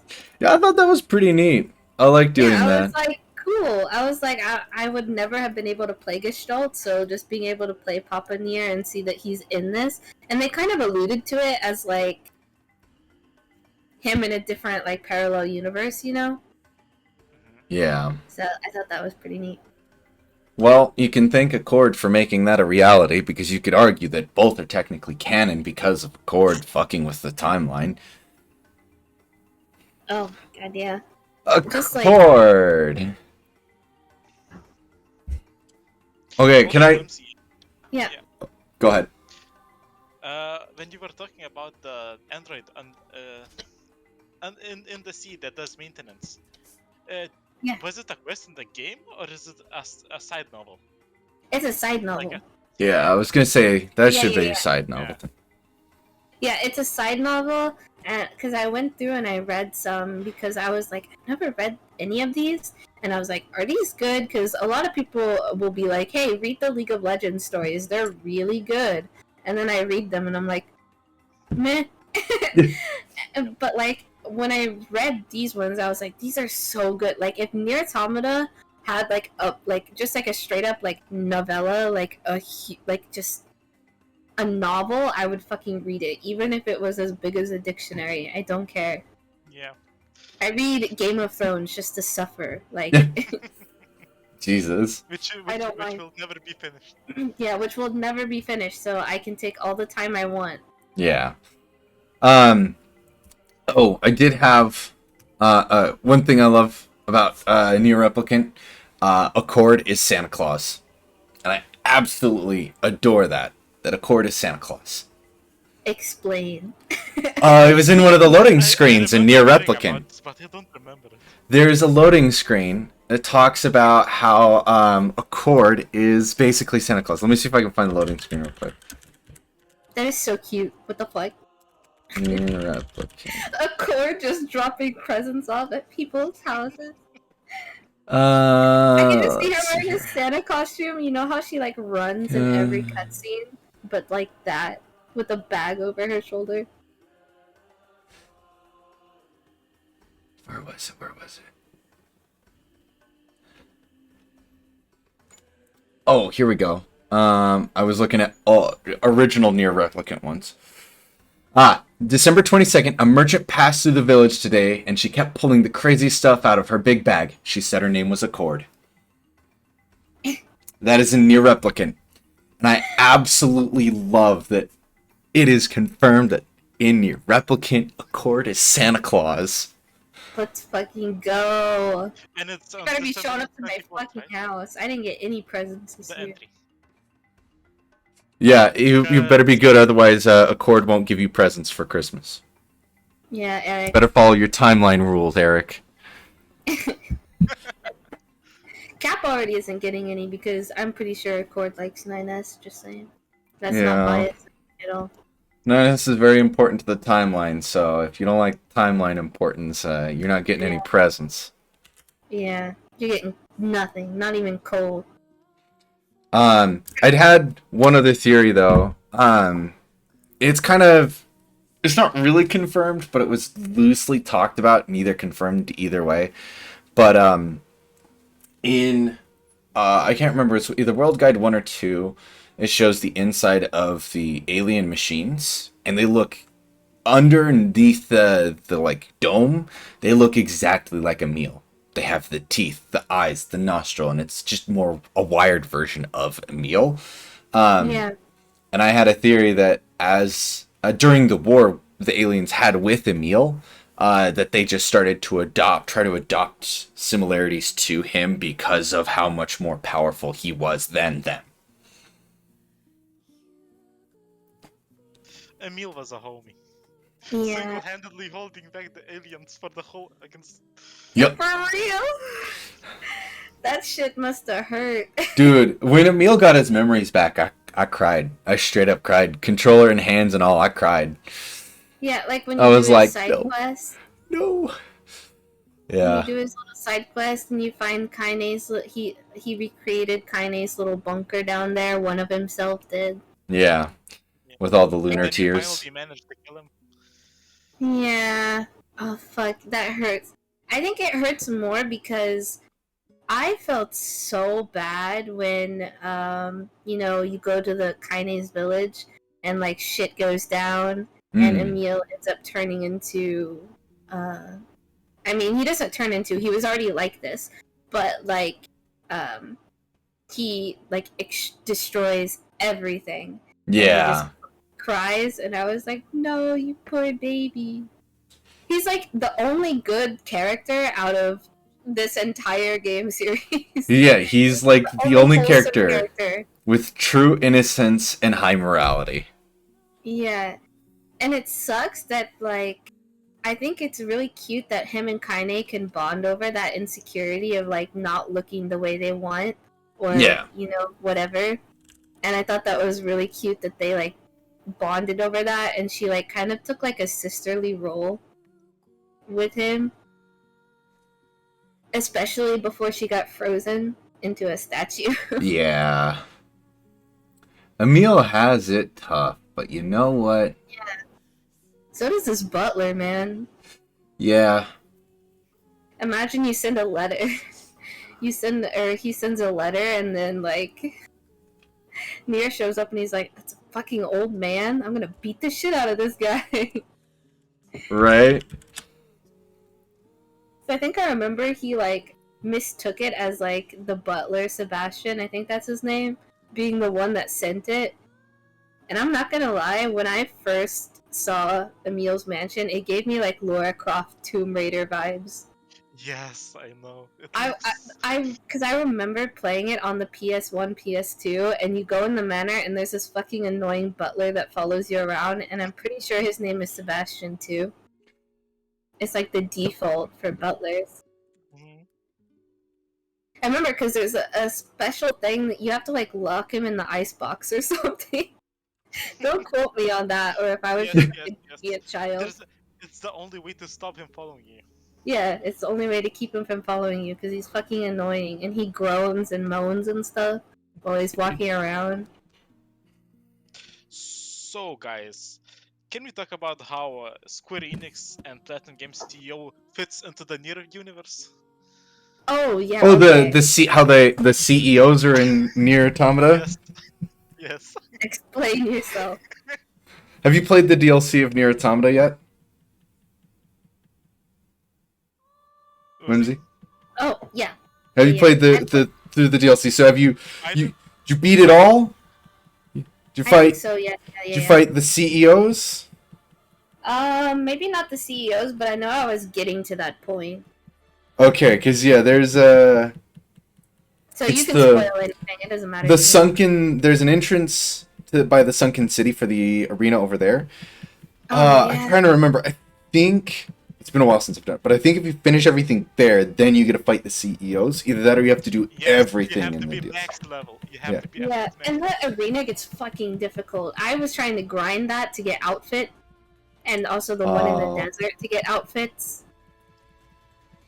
Also, can we talk about how Dude. fucking annoying it is that you can't dye 9S's hair like you can with 2B and A2? You didn't notice that? You Primitive. can't? No, they don't let you. Oh, Sucks. I know that so like half of NieR Automata is finding out the perfect chip selection. Once you get your chips squared away, the game is easy. There's no difficulty to it. No difficulty. Easy peasy. Honestly, looking at it, you're like, fuck, like, oh, my brain. Well, there's But so now- many but now choices. I'm like, automated chips, I sleep. Customized chips, I wake. Right?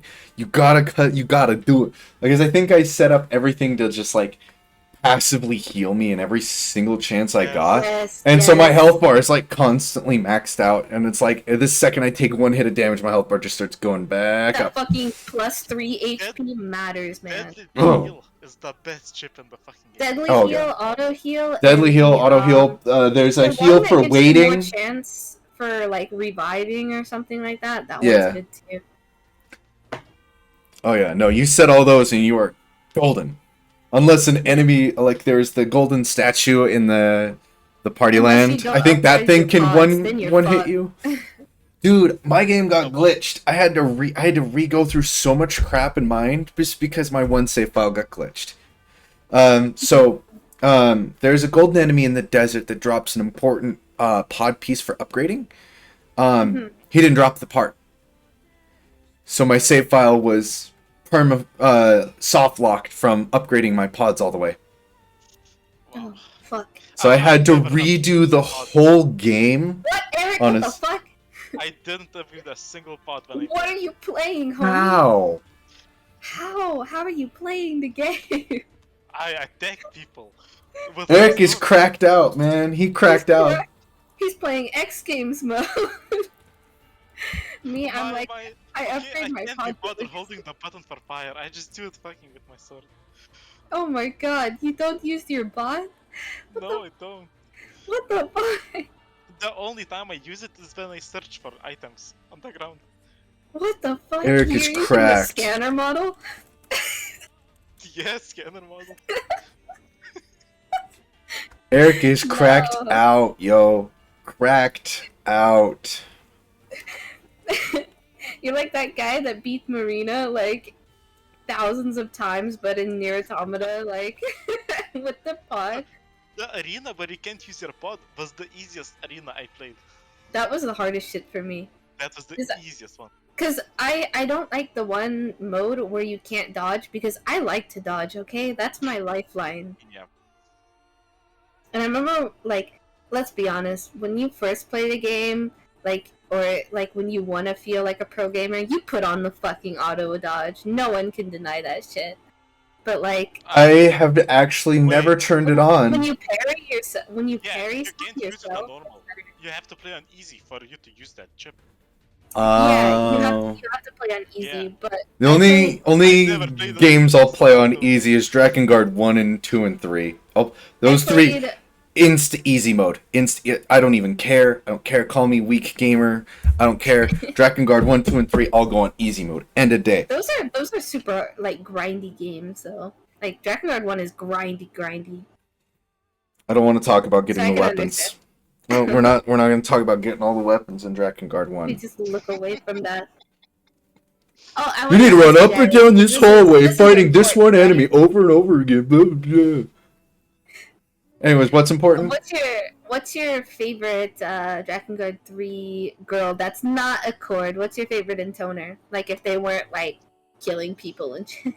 So, like, assuming you're asking me to choose between 1 through 5 because 0 is such an easy everyone loves choice. 0. Yeah, 0 is an easy Okay. pick. So 2 and Scent are best. Best pair. 2 and Scent. Scent is the 2 best. is like the best. the goody two shoes. What are they called? Not the Toner. not in toner. Oh, Apostle. Apostle. Yeah. 2 is the Scent is the best apostle, and 2 is best grill. Okay. I think it's the blonde. Oh. There's 2 of them. There's 2? You know which one I'm talking about. He means 5. He means 5. Yeah, he means 5 though, yeah.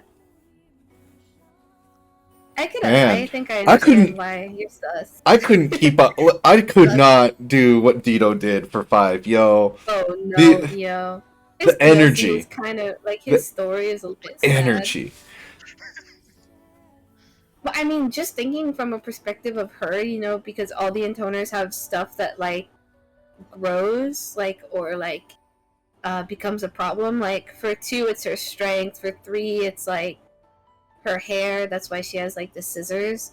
And for 4, it's her nails that grow super long. Like, and for 5, it's her fucking boobs. Like, how? Like that? Like. Face of a nun, body of the prostitute. Yeah, she's good. Like, she's like the magical girl in yellow that looks so like she just doesn't disappoint. But sadly, I'm kind of like a 4. I was a super hardcore like 4 fan. Yeah. Because I love the green and the blue, but 3 is purple, and I love purple, but I think 4 is my favorite. 4 is a good pick. 4 is a good pick. Even though she's racist. She's Yeah. racist against the elves, and I'm like, why? I mean, Which, by the way, can we talk about how the elves are like barely mentioned? Like, yeah, we get like nothing on the elves other than they get slaughtered in Drakengard 1.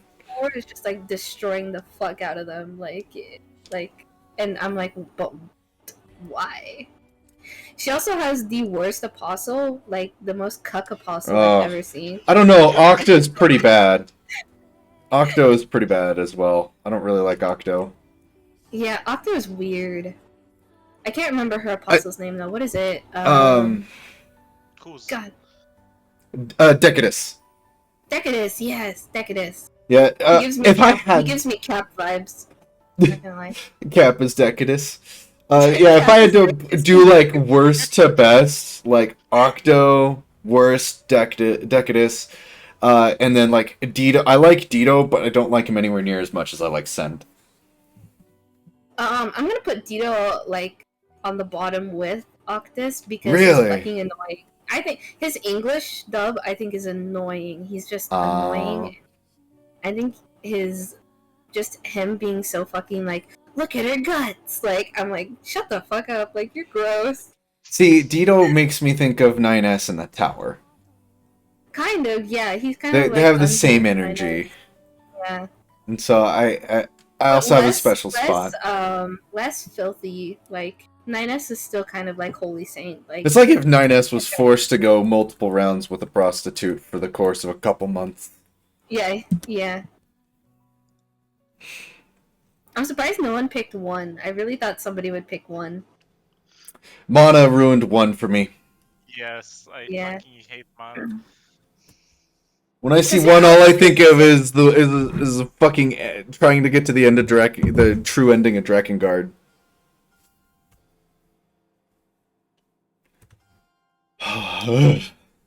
Like, no.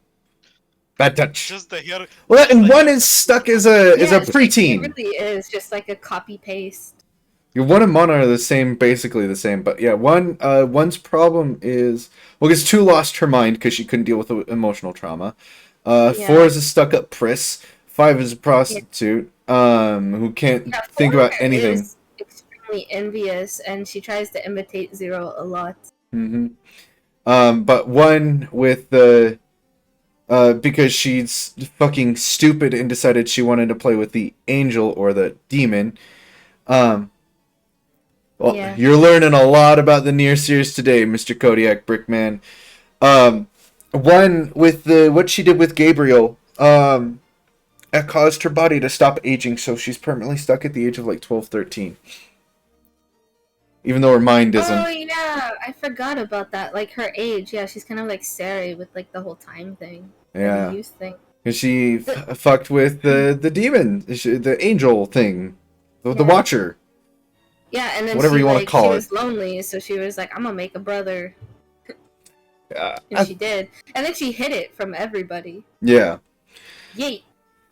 But like, I think the saddest part for me is that, um, in like a lot of, I think a lot of people just take like the whole like, oh, Five's just like she always is just like so flirty, cougarish, but like it's because the flower like Yeah. gives them like uncontrollable sexual urges, and that's why Zero gave them the apostles so that they would like sate those things. But why the fuck did 3 have to have such an old man? Like, what the fuck? I'd be pissed. I'd be so pissed. Well, Maybe that's what you want. from what I remember, Bruh. Zero sent the apostles to her sisters to eat their energy. If memory Yeah, serves me right. basically, yeah. Yeah. They like they contain like they like take away the sexual like urge is like Yeah, the it kind of intensity of helps it. meter like not only their powers but the intensity of like the flower and their sexual Yeah. desires and stuff like that. Because it comes from her like traumatic like stem of hypersexuality from being a Yeah. prostitute, I think. Yeah. Which is Oh. so sad when you think about it, because it's like It's very sad. God damn. Well, because each of the sisters' personality represents a part of Zero, and like Yeah. 5 being so obsessed with sex was the trauma when it comes to sex. Yeah. 4 is the innocence. I don't remember. 3 is just like the loss of sanity that she acquired throughout going through all the trauma. 2 is the Yeah. desire to, the maternal desire to grow old and start a family, Have have kids, children. yeah. 1 is her sense Child. of self-justice, of Yeah. of anger being injustice toward from the world and stuff like that. But Yeah. I love that. But one of my favorite things that I'd forgotten about, but I learned in doing research for this stream, was that Zero's name is Rose, and I forgot that her real yeah. name is Rose. She has a name. In English, Yeah. yeah. I mean, her name is Rose, or they often call her Usubeni. Yeah. But yeah, I entirely forgot about that. Yes, and the thing that I found weird is like because there's you know when Zero gets thrown into the dungeon and everything, and she's like with those 5 other girls that are being tortured and killed Yeah. and stuff. And she sees the face of one, which looks heavily like Mana. And to me, like when I first read that, I instantly was like trying to make a theory in my head about how like maybe it's like Mana before, you know, and then like or like an ancestor of her or something like that for some reason. Just because Mm-hmm. the designs are so similar, but I know that it's has nothing to do with her. But it's just creepy how similar it is. Yeah, I mean, the face would have had to have come from somewhere. Because Yeah. all the faces of It comes 1, from 2, the 3, 4, and girl, 5 the last girl that lived. I think. Yeah. Yeah, they're all faces that Zero saw, so. Yeah. What would be interesting though is like if they ever just decided to try to connect that back around, like Yeah. have them connect in some way, like the family of that ends up like running into Mana or whatnot during like the timeline of Drakengard 2. Yeah. Because I really wish they could have went more in depth about Drakengard 3, because there's so much like just in the book about like, you know, if we got to explore like the cataclysm and everything like that. But it Yeah. would have been like a huge take, and probably back then they didn't really have like the biggest budget to spend. Well, because Obviously, Drakengard 3 had a similar development approach that NieR Automata did. yeah, Because there was three people who headlined Drakengard 1. There was Yoko Taro, and he had two friends. I don't remember their names right now. One friend went off and fixed. They joined Square Enix, and they went off and helped headline Dragon Quest. And so they got a big saying in the system, and that's why they were allowed to do NieR Automata. And then the other friend went off with Namco, I want to say it was Namco Bandai, and threw a big ol' hissy fit about doing Drakengard 3. But because Drakengard 1 and 2 didn't do terribly in Japan, or they didn't do terribly in Japan, it was just like, no, Drakengard was just ahead of its time. I want another chance. And they gave him another chance. And then that was Drakengard 3. But I love the fact that Drakengard 3 and NieR Automata both had the same set of circumstances of throwing a giant temper tantrum until the game gets made. yeah. It's not even Yoko Taro throwing the temper tantrum. It's some other guy being like, I want to make a game with Yoko Taro. And the dev company's being like, no. And he's like, well, I'm not doing anything until you say yes. Well, it's literally like, yeah. Yeah, see. No, I was just gonna say it's kind of crazy, like how many fans now are like rooting for more of his games since Automata's big, success. Mm-hmm. Like, I feel like it's super cool to see like the community like make things happen. Like, like how now it's canon in FF14 now, the NieR Automata. Like, that's so Yeah. cool. Yeah, I don't even want to try to think how 2P, isn't that the name of it? With the white Lolita dress and the tan skin. And Yeah. I think it's 2P and 9F. Yes. I don't even want to try to think what those designations are because they don't exist. There's A for assault, B for battle, C for command. Oh, what were the other ones? I saw them somewhere. It was in the interview section, I think. But go ahead, Eric. Huh? You were gonna say something. What did I say? Oh yeah, imagine if you could get like a game from Accord's perspective. Accord's perspective? That Don't would be make me way hope. cool. Don't make me hope. Yeah, imagine with all the time travel, trying to keep the universe alive. Yeah. Hi, Boo. Hey, boo. I hope you're feeling better today. I Yeah. hope you're resting. So I was wrong. There's the B for battler, S for scanner, A for attacker, D for defender, H for healer, and E for executioner. And Yeah. I don't remember ever running into a defender or healer throughout the entirety of NieR Automata. Yeah. That's. Are they not in reincarnation? There is no androids in reincarnation. Outside of 2B and 9S, 2P and 9F. I know healer takes part in the story Whimsy tells about that the android that fixes the servers on the moon. Yeah. That's a healer. Yeah, Because she's Okay. the pods can destroy the android easily because it's not meant for combat. Okay. Oh yeah. That's why she gets. That's why she's put there, because she has no combat. Capabilities. Yeah, the pod can neutralize her at any time. But yeah, no, freak, what was it? But other than that, like, I feel like the reincarnation has, like, it's hard because it's so hard to connect reincarnation to the universe, as reincarnation almost takes place in its own little dimension of sorts, it feels like, because it's supposed to be like a dream dimension where these dream eaters hang out. We don't get to see anything outside of this dream dimension minus what's told in the stories.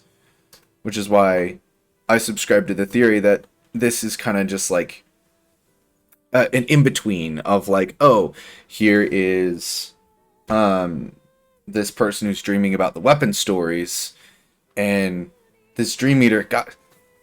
I mean, as far as I know, it could be the Watcher itself.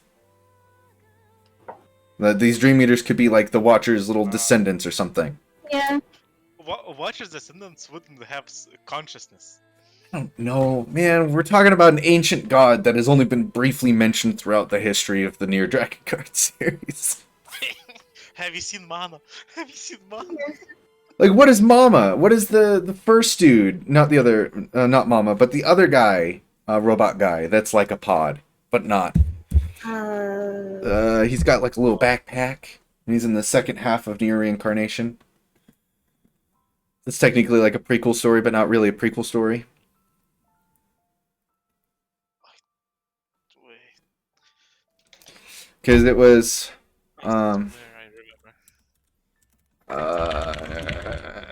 Ryan? Rion? No,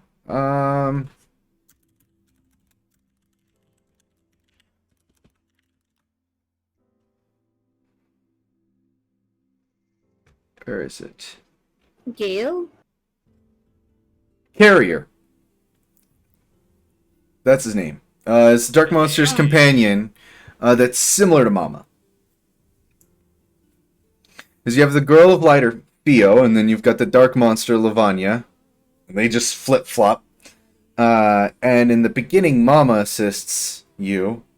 And once you reach the second part of the story, Mama's not around, and it's just Carrier.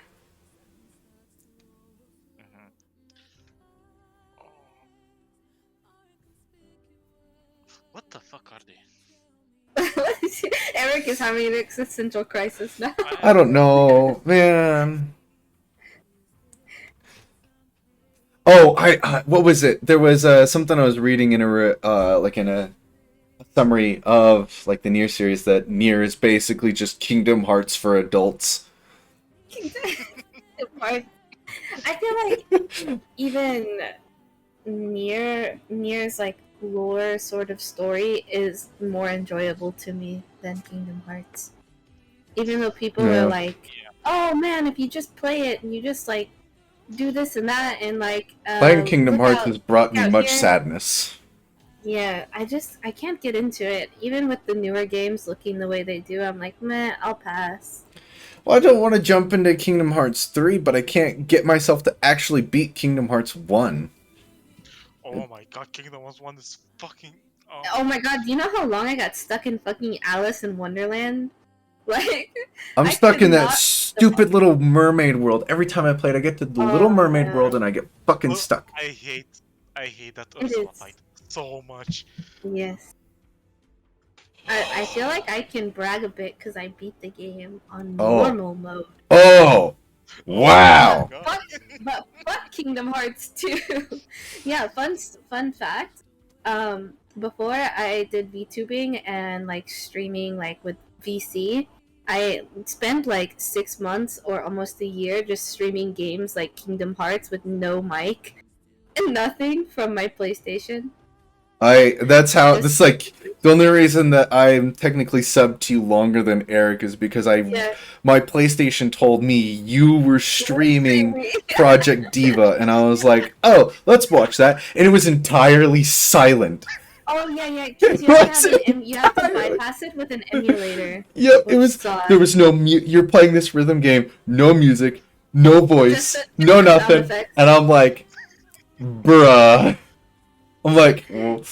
I was like, because at first it was like, ooh, Whimsy Lyric has no idea who I am. Oh, yeah. You don't know my Twitch. And I was like, I wonder how long it'll take you to figure out. And I remember at a certain point, like 2 seconds. It took you like 2 seconds. At a certain point, you're like, are you this person? I was like, damn it. Fuck. My cover's blown. Shit. I think I figured it out because I thought Ayala joined like at one point and was, or like, when I figured it out, she joined in texting because you guys were out doing something, and she was like, "Why are you missing all this stuff, scrub?" Yeah, she decided to text you and be like, "Why are you fucking up, dude?" It's so much. I don't know if you've ever had the chance to try the arcade cabinet. The arcade cabinet is so much more difficult. Oh, there's a arcade near where I live that has the actual Project Diva arcade cabinets, and it is oof, because it's got the PlayStation symbols. So my brain's like, oh, this is this layout, but the buttons are laid side by side, and there's a little touch bar where you swipey to do your swipies, and yeah, it's just like their buttons are huge, and you're just like, I can't move. My brain hand slap versus brain thumb tap is not the same. It's different. Can we talk about how like there's rhythm games involved in fucking NieR and Drakengard of all places? In the first game and the third game. Yeah. Oh god. Have you tried any of those rhythm sections? I haven't gotten to. No, I don't know if there's like any like thing on the internet that like emulates that. But I do know that there's a guide for the Drakengard 3 one. Drakengard 3. Mm-hmm. There's like someone that made something so that people could finally fucking beat it. And... Let me tell you, I have synced up my game perfectly with it. And I got 20 seconds away from the ending. It was the last note. I barely missed it. And I cried. I turned off Drakengard 3, and I have not picked it back up since because I wanted to die. I've never officially beaten Drakengard 3, but I am on the rhythm section, and so you know what? Good enough. Good enough. I've basically beaten it. Good enough. Yeah. Let's still give you that pride of achievement. 5 years later, you're gonna wake up in a cold sweat. Yeah. Oh, can we talk about... one of my favorite things that I just wanted to share real quick with you guys is the commandments of the Cult of Watchers. Because I forgot about these, and I actually set these aside. Yeah. There are 6 commandments. It's speak not the Watchers, draw not the Watchers, write not the Watchers, sculpt not the Watchers, sing not the Watchers, call not the Watchers' name. It's some Fight Club shit, but I love it. Yo, they strict. Imagine you're like, man, I want to draw today, and then your brain's like, draw the Watchers. Well, here's the thing, because the Watchers symbol is on the Empire flag. Right? So it's like, maybe they're like, I told y'all not to fucking do that. Imagine. No, you wonder why y'all got the red eye disease. Y'all wonder. Imagine there's just a pile of bodies, everyone dying after putting one stroke. Yeah. Literally, to make that flag, they needed like a whole population. Right? They're like, we're gonna do it for our gods, and the gods are like, don't fucking do it. If you pick that pencil up, I swear to God, I'm gonna plague you. And then they do it anyway, and they're like, okay, send them. Okay, hang on. Can we talk about when yeah. you first saw Ariosh? Can we talk about how really nice and pretty that she looks, and then it turns out that she eats babies and children and people? Yeah. And she's an elf. I think she's the only elf character we get in this entire series, so she's the only one that we can be like, hey, they did exist. Yeah. Let's see here. But I don't think we really learn about her home stuff. Which, if we're being honest, elves sound like they have it pretty fucking bad. Because they're getting killed in Drakengard 1, they're getting obliterated in Drakengard 3, to the point where, they don't even exist in NieR or NieR Automata. I mean, they wouldn't, I guess, considering it's a different world, but, yeah. No mention of them. Or what they've done to be destroyed, honestly. Yeah, because didn't she lose her child? Yeah, or that she just really wanted to be a mom? She had a miscarriage or something. Okay. And so, yeah, because she ate kids. Reasoning for eating them is to have a child inside of her again or something like that, which is a very fucked up way to cope. She's snorting that copium, but it's okay. That copium. Yeah, because she's the dead-ass only elf character in the entire game.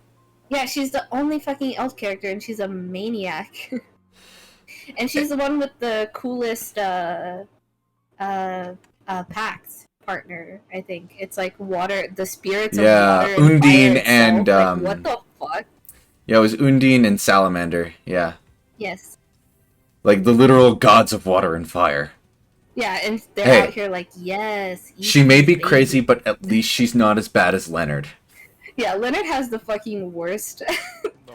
You know, the only reason he befriended fucking Sarah is cuck to fairy. do the Cuck dirty, do the dirty. Yeah.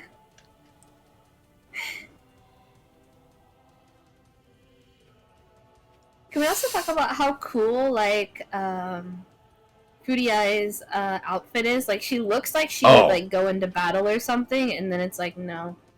Fruity Eye has like one of the best costumes because She has a cool fucking costume. It just sucks that her character is, like, a parody character. Like, she's just there.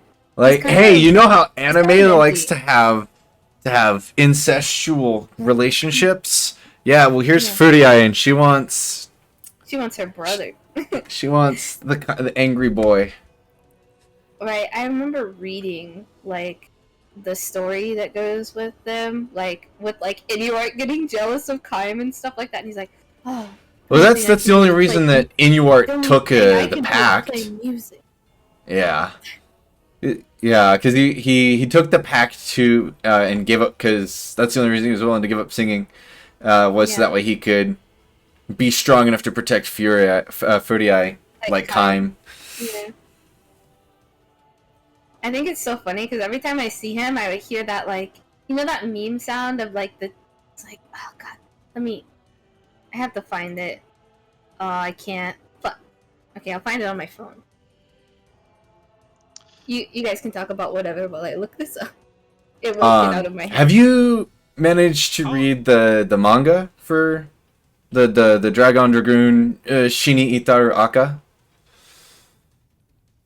It was like a manga they did, side story manga they did for Drakengard 1. I've never heard of it. Yeah, I haven't found any scans of it, but it is one that's been on my list to try to check out. I was hoping maybe you'd heard of it. But yeah, it apparently talks about like some other short stories of Drakengard and stuff like that. On note of manga, how many more years before we get the NieR anime? Do you think? Oh yeah, true. I forgot about that already. Like, I don't know. Is there NieR Automata? there was like a We trailer, know but it was announced, but that's it. yeah, That's there's it. no date release. No. Let's see. Usually Wikipedia is pretty on top of stuff. DLC. Here, we're gonna search the page. During the 5th anniversary live stream of NieR Automata, an anime television series based on the game was announced. To be produced by Square Enix and Aniplex. That's all we've got, I guess. Yeah. Yep. I hope that It was announced. kinda It says it was worried. announced April of 2018, or like no, 20 No. some year, sometime this year. This year, yeah. Yeah, it was Yeah. announced. I mean that makes sense. It'll probably take a good while. 3 years, let's say. I just hope that the music will be fucking pog, because the best thing about these games is the music, in my opinion. Like, other than the lore that I like, I love the music. Even from Drakengard 1, Yeah. it just fits. It fits so well. Like, they had banger music design. Like, every team. I don't know about 2. Have you seen 'cause like I the said, I the, don't the look into it much. packaging for the soundtrack on the Snow White edition for Replicant? Yeah. The fucking, because the soundtrack comes in like a NieR Grimoire Vice kind of looking book. Yeah. It's so pretty, and I'm glad I at least have it on CD and vinyl. Yeah, I like, and then I thought they came out with like a music box or something for like Yona, or Yeah, Square Enix I'm did a pretty few sure. music boxes. I can't go on. I'm not allowed to be on Square Enix's merch site. I'm not allowed. Yeah.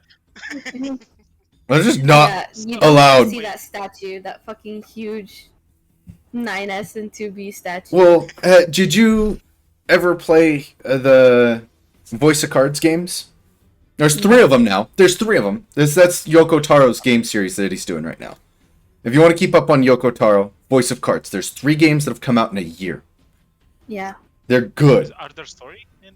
They're not related to NieR or Drakengard at all. It is a new series that Yoko Taro is working on with Square Enix. I still want to know like his other games, like because I know they'll be equally really fucked up in some way. Voice of Cards was nowhere near as dark as the Drakengard NieR series, but I'm like halfway through the second game, but I have absolutely loved them. They're RPG, but they're just the way that they work is just so... It's great. Yeah, the new one that just came out is either coming out or just came out as Beasts of Burden. But right now, there's Voice of Cards, Isle Dragon Roars, Forsaken Maiden, and then Beasts of Burden is either out or coming out. But if you love the art style for NieR and Drakengard, you will love the art style for these. Yeah, That's I see there's NieR DLC with cards specific. Yes. Yeah. Yeah, there's you can get like NieR and Drakengard DLC for them that like they're just cosmetics, but I really like it. Yeah, it's I'm trying to think of... You can get Devil as music. Yeah. Oh my god. Hand me. Gimme. I love, like, I don't see a lot of love for Devila and Popula. Make me sad, but I love both of them. Devila maybe a little bit more than Popula, but... Yeah. The only other game... If those I get to are... cosplay someday to go to a convention, I want to cosplay one of them. That would be really cool. It would be so sick to have a NieR cosplay group. Can you imagine? I'd be down, but I don't have the money for that kind of Or stuff. I'll just fucking I'll make an Emil cosplay and just walk around with a Emil head Right? out of styrofoam. Get a giant ball of styrofoam. Because I'm trying to think if he... All Guys is canon in the NieR universe. Oh, totally. What the fuck? Totally. It's a fuck? cord. Because there's a 2B outfit in Fall Guys. Oh, Yeah. fuck no. Yeah. No, Yoko Taro, no. No, what have you done? Let me send it to you. Could you imagine the entirety of, like, NieR Automata, but as a bean? Playing as a Fall Guys bean? My god. No. Because game-wise, Yoko Taro hasn't done much outside of the NieR Drakengard realm and Yeah. Sinoalis and Voice of Cards. Like, he's done other stuff, but nothing as, like, a director. So, like, So which game is the first in the Voice of Cards? the first is Isle of Dragon Roars. The Isle Dragon Roars. Sticking with that dragon theme, though, that's They're for sure. all so little. I mean, they're all so similar. Yeah. They look the same. Isle Dragon Roars was the first one. Forsaken Maiden is the second one. And then, is the Beast of Burden even out?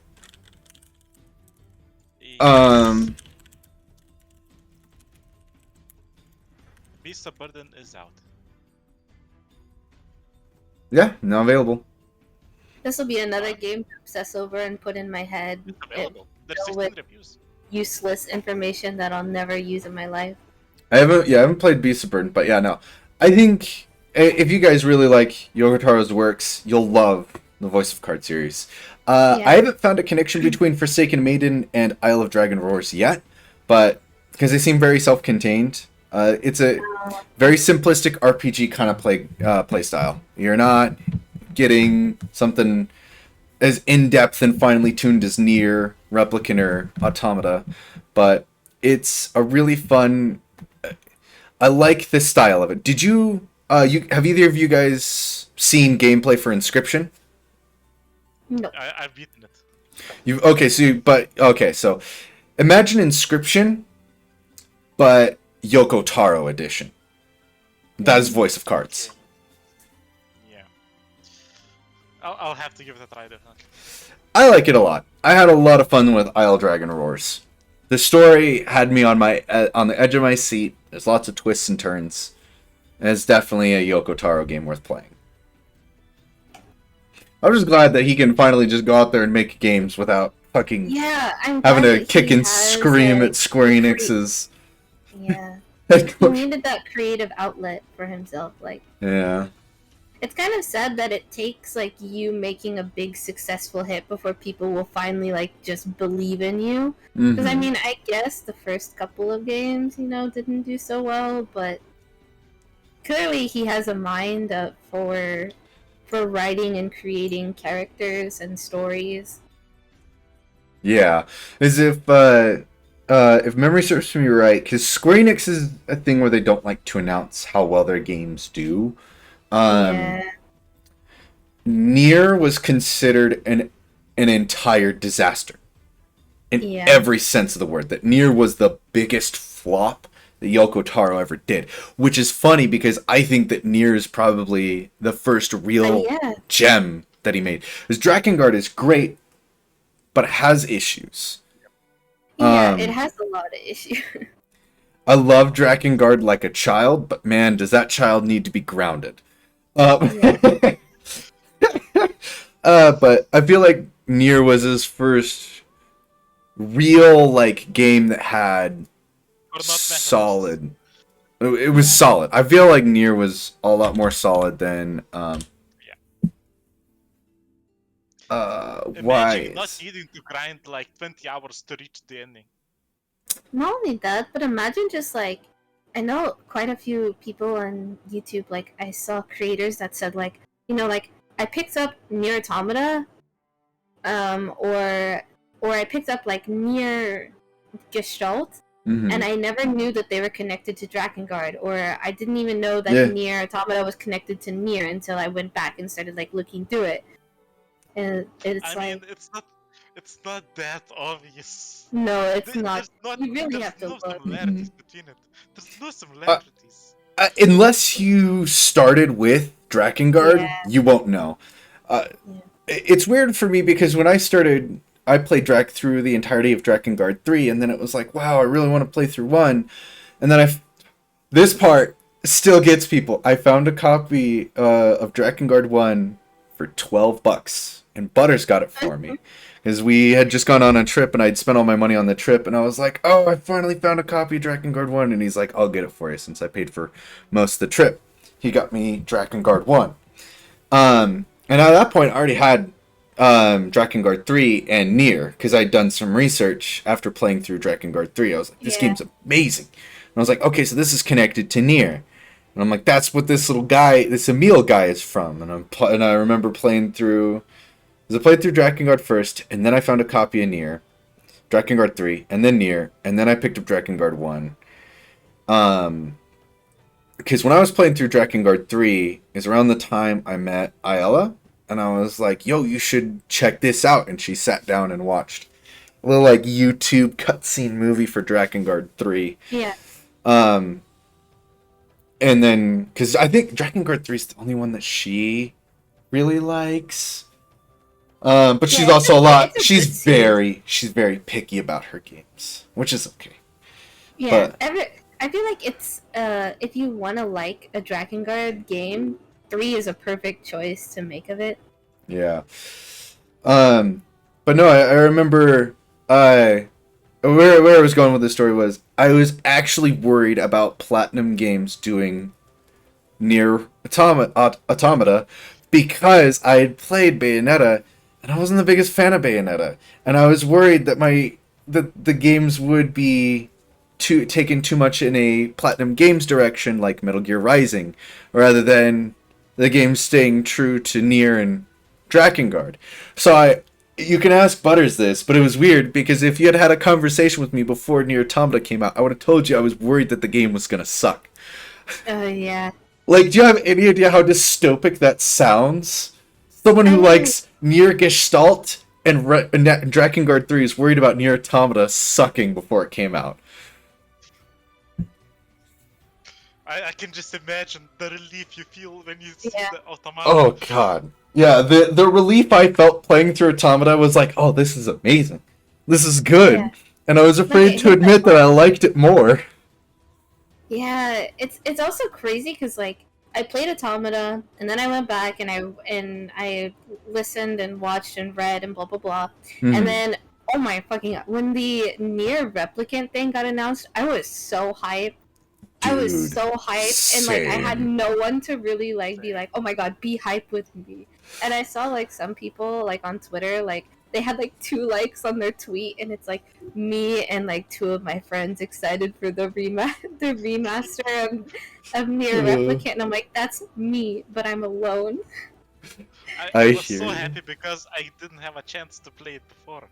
Yes, yeah, exactly. Because it's like I could watch things, but nothing is ever the same as playing it for yourself. I feel Yeah. it's a Yeah, and completely if I different played the experience. original, I know I would be disappointed because it would be boring to play. Purely Yes. not for the story. Yeah, Yes. I have to go for a second beer. Okay. No. No problem. But yeah, no, trust me, I fully understand. I played through Drakengard 3 and I was like, oh my god, this game is amazing. And I was like, anyone? Has anyone played this? Anyone? Anyone? And everyone's like, it's a weird game. What do you... Or Yeah, like, that's no, I've never heard of weird. Drakengard 3. What's Drakengard? And I'm like, no. And then, because, Butters is the one who showed me Demolition D Plus, or Demo. Yeah. And, so when it came to knowing about NieR and Drakengard, he knew as much as I did going into it. Yeah. And ironically, he had NieR first, and I had Drakengard 3 first. And we would talk to each other about the other game until I eventually picked it up. And I let him borrow Drakengard 3 for forever, but Butter's problem is that he doesn't play games that you lend to him. He's had my copy of Last Guardian since like 2014. Yeah, that game was good. I love It that was game, but it good. made me cry. It was very sad. He hasn't touched it. And when my PS3 died, because it yellow light of death on me, I Yeah. let Butters borrow Drakengard 3 so he could play it. He didn't touch it for the entire time until I got a PS3, and then when I got it back from him, I'm like, did you even play it? He's like, no. No. I just like I feel like the first time that I really started looking into it was when I got recommended a video by someone that went online by the name of Valkyrie Aurora. Mm. She's since moved on to other things, so I don't want to state like her new content stuff because she really wants to keep that separate now, and she doesn't want like people to call her by this or like re-upload her old videos. But she used to do like summary videos about NieR Automata and Drakengard and stuff because she actually picked up the game when she was a child. Like she picked up Drakengard 1 as a child and played it, and like, you know. I So watched stuff her with videos. You I did, yeah. I was just Googled Yeah. like to see what like her Yeah. channel looked like. Yeah. Yeah, no, I used to watch her video. I did. I went through and Yeah. I watched her videos shortly after finding the NieR series. That's funny you Yeah. bring that up. I did. I Yeah, know who you're I talking did the about. same. Yeah, and I mean now she does different content and everything, and she's a VTuber, so she kind of like wants to not be known by that alias anymore. Wants to But- separate herself. Yeah, Yeah, fair enough. She is still like out there making content, just not the same kind. Ah, I think okay. she just wanted to expand on stuff. But Yeah. I can tell you her new stuff like in private DMs and stuff if you want to like keep up Yeah. with her streams. But she also from her I didn't realize that she was friends with Mr. Klemps, who also made Yeah. really fucking funny, hilarious like summary videos that I recommend anybody to watch if they ever want to get into the series because he makes it so fun. Yeah, and his just, like, great. his videos were hilarious. I And remember his watching podcast those. with her too was really. Oh, they fun. have a podcast together? Jesus. Well, he has a podcast, and she came on for like an episode or something, and they ended up talking about NieR and Drakengard, of course. So like, yeah, that was really fun.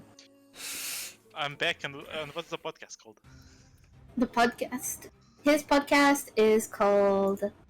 I thought it was like Coffee with Clems or something like that. Okay. Yeah, I remember his what was his YouTube profile photo is him in a Sailor Moon outfit with gloves on or something. I saw these videos. I know him, but okay? Thank you. Yeah, you're welcome. And I will send you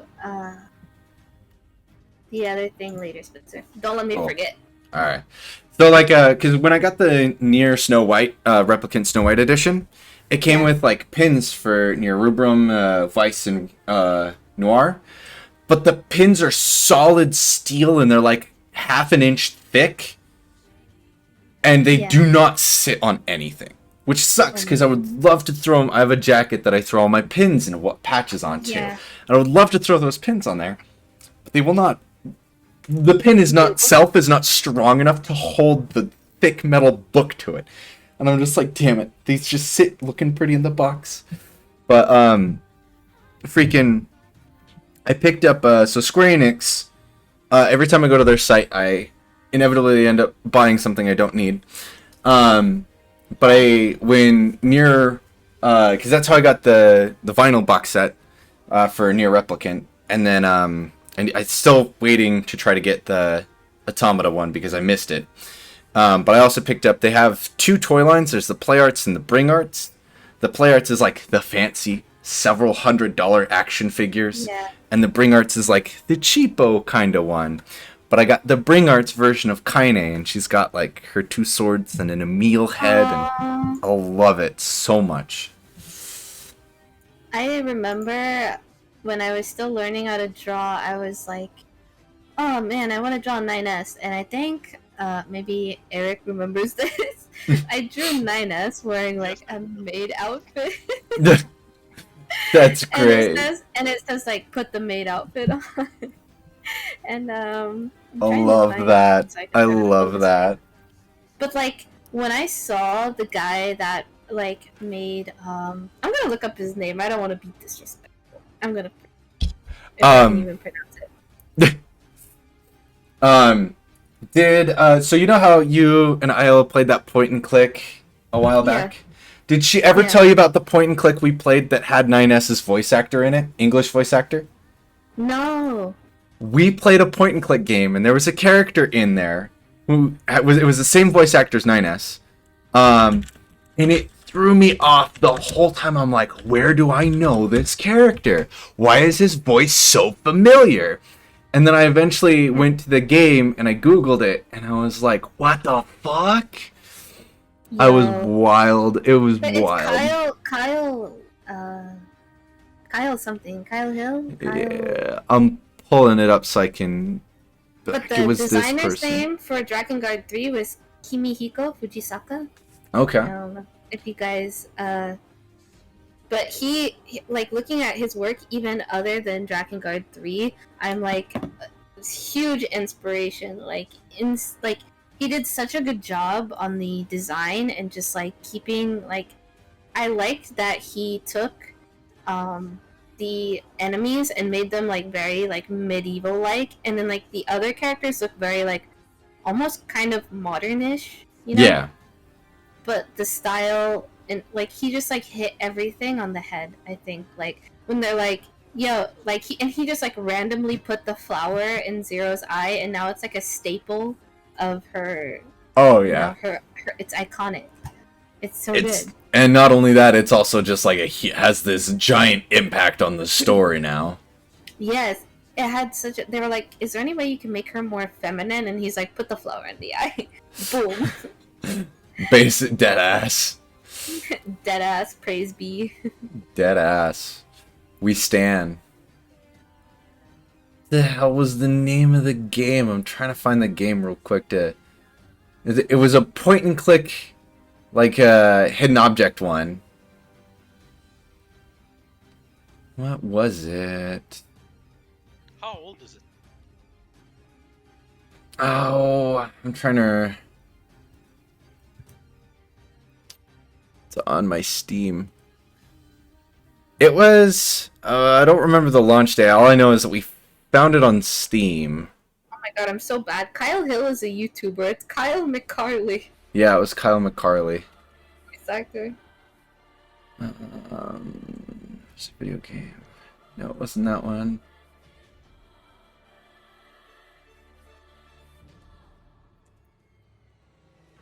I want to say it was... Where is it? Where is it? Oh, you know what? I wonder if it's not going to show on my side. He's Wizard Cookie in Cookie Run. That's so funny. Oh, you know what? I'm going to have to go to... Ayala's side because technically we bought the game on hers. Oh. So I have to go to her side. Can we also talk about like Emmy Evans being a part of all the game series almost and just killing it every time? Oh god, she totally kills it. I can't imagine her not being in any like other sequel or connection to this game. Like her voice is just so good. I don't remember how she like came to. Yeah, the game is Nightmares from the Deep 2: The Siren's Call. And it was released in 2013, and 9S is a fisherman in that one. But you know, because Emmy Evans like created her own language for the music for NieR and Drakengard, and like because she's like some linguist expert, she knows like 5 billion languages, and used her knowledge of languages to create the freaking like language that the stuff in NieR and like that. I can't think. Eric, help. Vocals. Yes.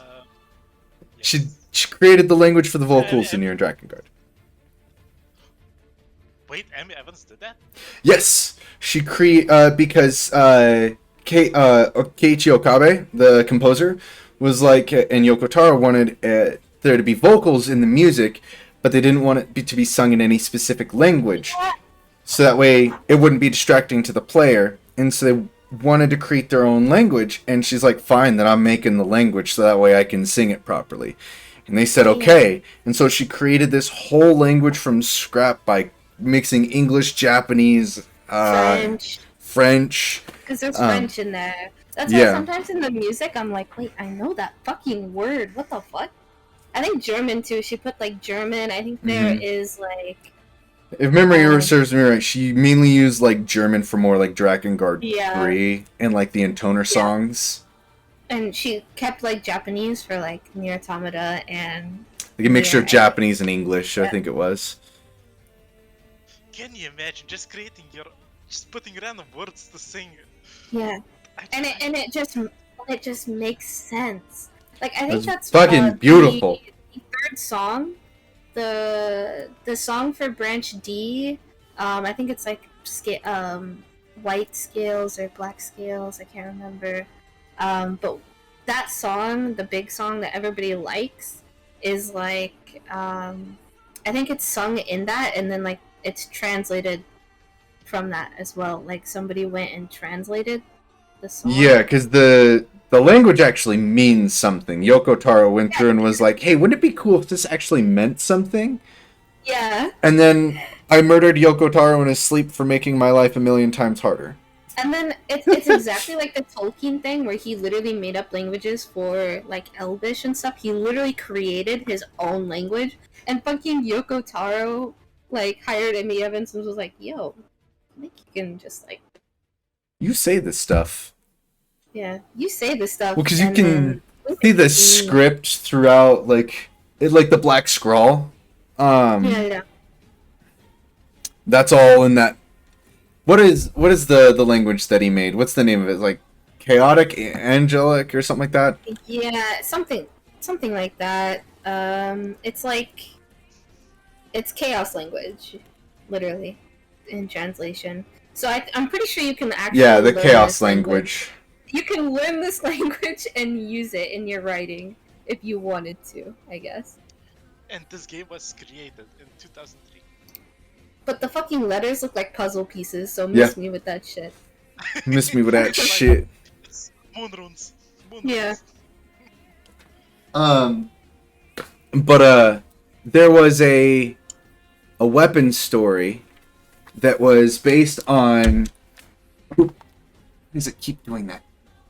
Stinky computer. There was a weapon story that was based on Yoko Taro and one of his friends, and it was the Sword of the Sword Spear. Oh, I'm trying to pull it up. Spear of the Usurper. because it's been in every single game since Drakengard. And it is the story for this Spirit Usurper is actually like a what's the story within a story, basically. Like, it's the inspired by the events that happened between Yoko Taro and one of the developers of Drakengard, because they're still great friends, but they have vowed to never make a game together ever again because of the development cycle for Drakengard 1. And just they couldn't agree on anything. But if you have you read the story for Spirit of the Usurper? I think so. It's basically. I couldn't call it off the top of my memory, but I do remember the weapon. Yeah, it's basically just like there's a general from the Union, and a queen was obsessed with him, and she couldn't bear to put him to death, so he turned her into his prisoner, and he became the robber king. And it's basically like, because whereas the spear is in every single game, there's different iterations and more stuff added to it between Drakengard 2, 3, NieR, and Automata about it, and it's just talking more and more about their relationship and their development between Drakengard 1 and whatnot. But it's hilarious because it is like in the World Guide book, Volume 2, it has all the weapon stories, but is like the one weapon that has the most text of everything, except for like maybe Iron Will, because Iron Will is another weapon that's been in every single game. Yeah, Iron Will, and what about the Overlord? The Beastbane one? I don't know if it's called Beastbane, but it's like Beast Lord? It's like the triangular shaped one. I know all swords are kind of triangular shaped, but this one's like heavily triangular shaped with like the red eye in the middle and like the Red eye. I know what you're talking about. Yeah, I'm looking through the weapons right now. There's Beast Lord, Beastbane, Ancient Overlord. Ancient Overlord, yeah. That one was not in Drakengard 3, but it was in Drakengard 1, 2, That and one then has the both always NieRs. interested me. If you'd like, I can read out the story. Which version do you want? Whichever. Whichever. Okay, Yeah. well, in the original Drakengard version, the weapon story is, in ancient times, this black sword once belonged to a mighty king who built a glorious empire. Under his wise and just rule, the empire thrived and prospered and knew no equal.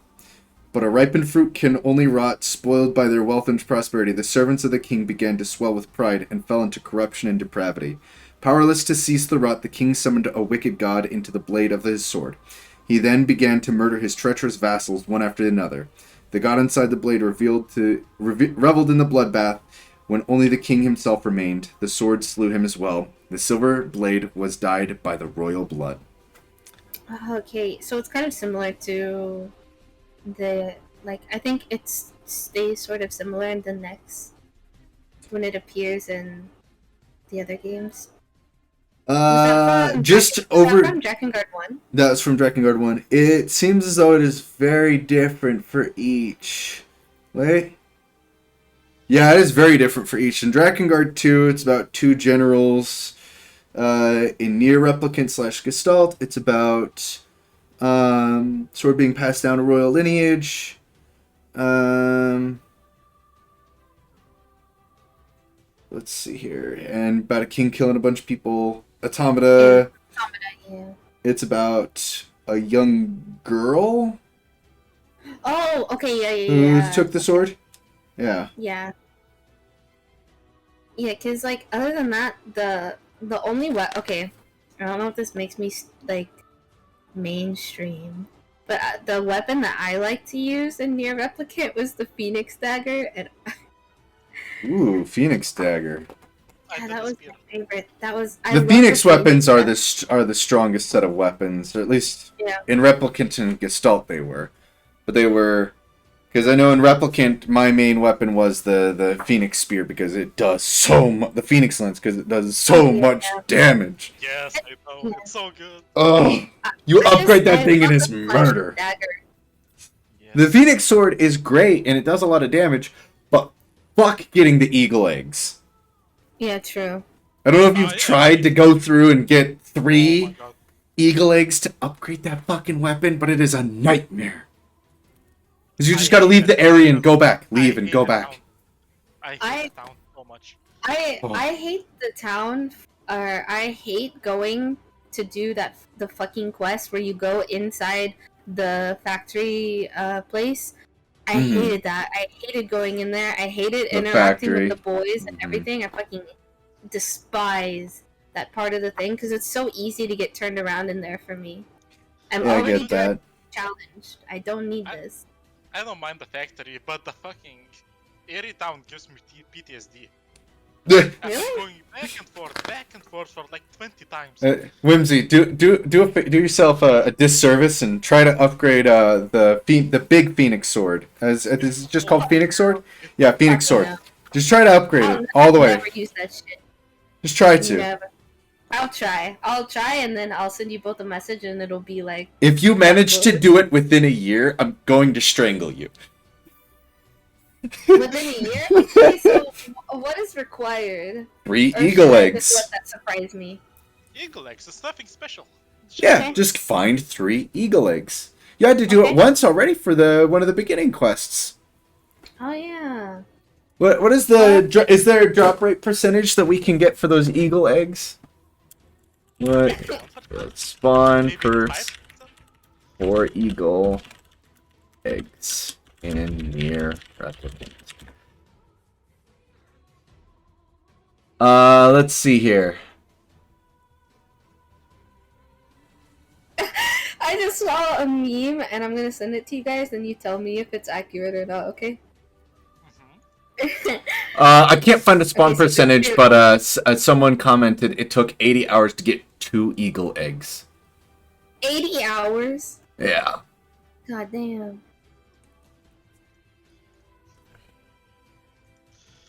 I hate that. The silver ore suicide rate jumps to 100%. It's always something shitty, but not the eagle eggs. Oh, you sent me the maid dress. I love that. Thank you, Eric. Yeah, that was my Oh, first you've sent me part. some. I could probably do something better now. Oh my god, yes.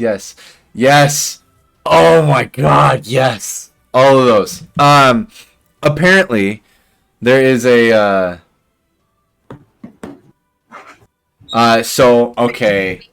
In Replicant, the Replicant version, there's a way to get eagle eggs.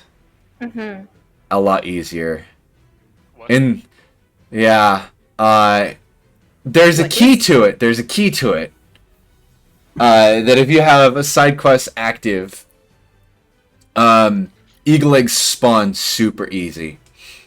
But it's only in NieR Replicant, the new version.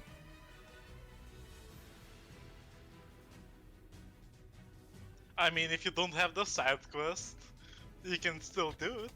Yeah, you can still do it without the side quest. The side quest just if you did the side quest already, fixes. Yeah, fixes. Already, Yeah.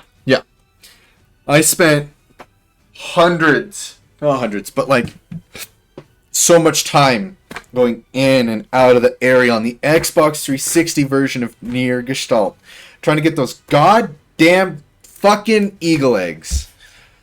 Oh!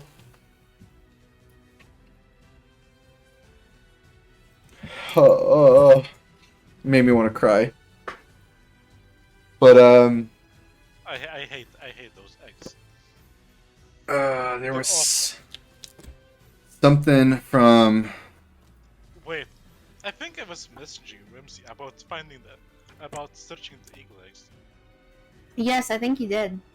I just wanted to bring this up because I've been waiting to talk about this towards the end.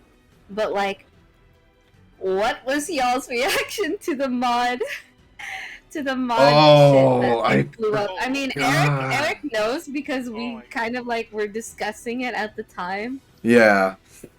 But, like, holy shit. I was so irate when I found out it was the mod, and then I grew to accept it, but at the moment, I was so hopeless. So here's the thing.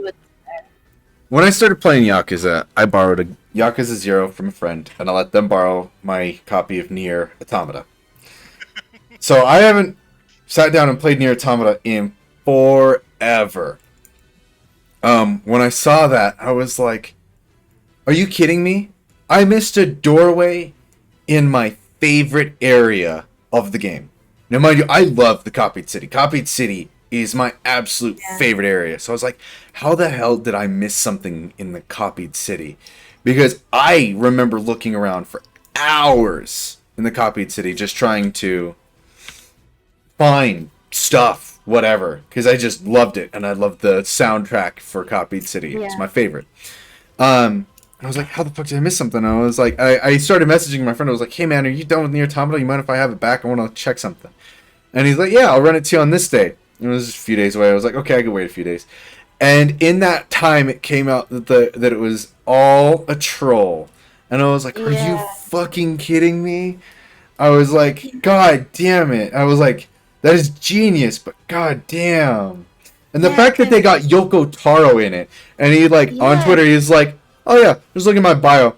Do not contact me about my games. And I just roared out a laugh from that. And then fucking posting shrimp and shit after. Yep. And like the fact that like people were like, yo, like they wouldn't have been able to get those Drakengard 3 assets. Like, what the fuck? Yep. I was so much like, I'm opening my game right now. I know. I would have done it had I had my copy at the time. I was so fucking pissed. I was talking to Eric about it, and then literally like I was getting so excited, and then like literally like I think it was like the next day or maybe even the same day it came out that they were like, thank you guys so much for like coming to the stream and like still supporting us, like blah blah blah, like we hope to keep doing more things like this, like something about like we'll hope that you guys can enjoy the mod or something like that. Yeah, because they released the mod. Yeah. And I've been curious to download it and try it out. But yeah, they did. Yeah, just a walkthrough. Yeah. I just think it would be interesting to try out though. But no, yeah, I was... When I figured out that they had just trolled the entire NieR community, I was like, no fucking way. Because Yoko Taro knew. He knew. Yeah, he did. He knew from the very beginning, and I'm like, you put porn on my Twitter timeline, you troll me into believing some mod. For real. That man. Was so mad. I was like, you're really... It's like teasing a starving dog. Right? Like, we're all just sitting here starving, and someone, like, comes with, like, a scrap of food, and, like... Oh, everyone ate that up. Yeah. The community ate it up like it was nothing. It, like, started a wildfire. It was, like, wildfire everywhere. Oh, God, yeah, I couldn't go anywhere without someone on one of my internet timelines being like, yo, this NieR Automata thing people haven't found? What version? And I'm like... Literally, the guy that found the last one was like, what the fuck? Right? He's like, I'm trying, but nothing is happening. But I got excited for the prospect of what that could have meant about like the future of the NieR series of God. Are the humans... So many things. You could argue that technically all the human race hasn't completely died off, with Emil technically being because he's a human with a soul. Emil is a human with a soul, but he's just been experimented on. Yeah. He's a little skelly boy. Yeah. But Emil is technically the only human left, and he managed to duplicate himself a couple million times, so he's... You know what I mean? He's because he merged with Kahlua, so he's technically got male and female DNA inside of him. You could technically argue that Emil alone could be the pinnacle to restart humanity. Which is such a weird thing to think about. Mm-hmm. Imagine you come back, like humanity comes back, and then like they start honestly, that would be a really neat series to have. You know, like a niche, like small sequel where like humanity is revived, and it's because of Emil, and he ends up becoming like this, like a deity to people because he like pushed the reset button. So, because I think that would be interesting, but if they were to do it, I would want it to be under something entirely different. Because that was part of the. I feel like that was a lot of what people enjoyed about NieR Automata is that reveal of humans are dead. As I went into NieR Automata being like, they're like the last bastion of humanity, and I'm like, what? The fuck? I was so confused for the entirety of NieR Automata. I'm like, the humans are dead, and then the game came out and I was like, the humans are dead, and I was like, I know, I watched them die. Yo, like Like, when you're you surprised. didn't play it, it's like, oh, it's so lonely. But like if you played it from like NieR like Replicant, you're like, the fuck? It's so confusing because I was like, the humans are dead, and I'm like, do you mean the replicants? Did the replicants find a way to survive? And I was like, maybe the replicants are on the moon. That's what my thought was. I was like, maybe it's the replicants, but the humans are dead. There are no humans. They're replicants. I don't know if you could classify them as human though, because they can't mate. I'm like, how the fuck did they survive with the Black Scrawl? Different version of Black Scrawl, but still Black Scrawl. When I saw Devil and Popola, I was like, my girls. I was mad And I but was like, sad. oh, it's not quite the same. After what they did to Emil, I harbored a little bit of malice towards them. Yeah. Because I feel like anybody would snap under that amount of pressure. Like imagine you're holding an entire race, like an entire species on your shoulders, and it's just the two of you. Because I was really confused when I saw Emil in NieR Automata because I didn't know where to read the Grimoire Vice side story. Yeah. Because when Gestalt came out, there was no ending E. You just had to read Grimoire Vice or everyone forgot NieR. So I was just under the impression everyone forgot NieR for the longest time. But no, yeah, I was so confused when I saw Emil, but I was happy. I was like, I don't know how he survived, but he lived. Hi, Jen. FBI, open up! Thank you, Jen. Every time we see Leonard, that that sound alert should play. Dead a picture of ass. him should pop up. I don't. Is there a way to even set that up? I'm sure there probably is. I'm sure there's a way. If I wasn't so lazy. Yeah. I want to finish Drakengard 1 on stream, because I started playing it one time. I kept my save file. I just need to play it more on stream. Because I'd love to go through, because I wanted to play through all of NieR Replicant on stream, but I just kept playing it off stream. Oh, because it's so grindy when you're getting to the weapons, so I feel like when you're streaming it, you're like, oh, nobody wants to watch me go through this section like 8 million times. Maybe I'll do the trophy hunting stuff. Because I'm missing a few trophies on there that I need to grab. But I'm close. Other than that, I think I accidentally missed a side quest in the first half of the game. There were those. And then I need to do some stuff with the gardening, which sucks because it just takes forever. Oh, fuck gardenings. I had never learned how to fucking garden in that game, really. You didn't get the pink flowers? I think I made a couple of them, but like I don't remember. Like if I went back in the game, I'm telling you right now, I would have no idea. You need to grow red and blue next to each other to make indigo, and then you need to grow red and indigo next to each other to grow pink. But when you go over the pink, you gotta wait 2 days so the flowers turn into the seeds.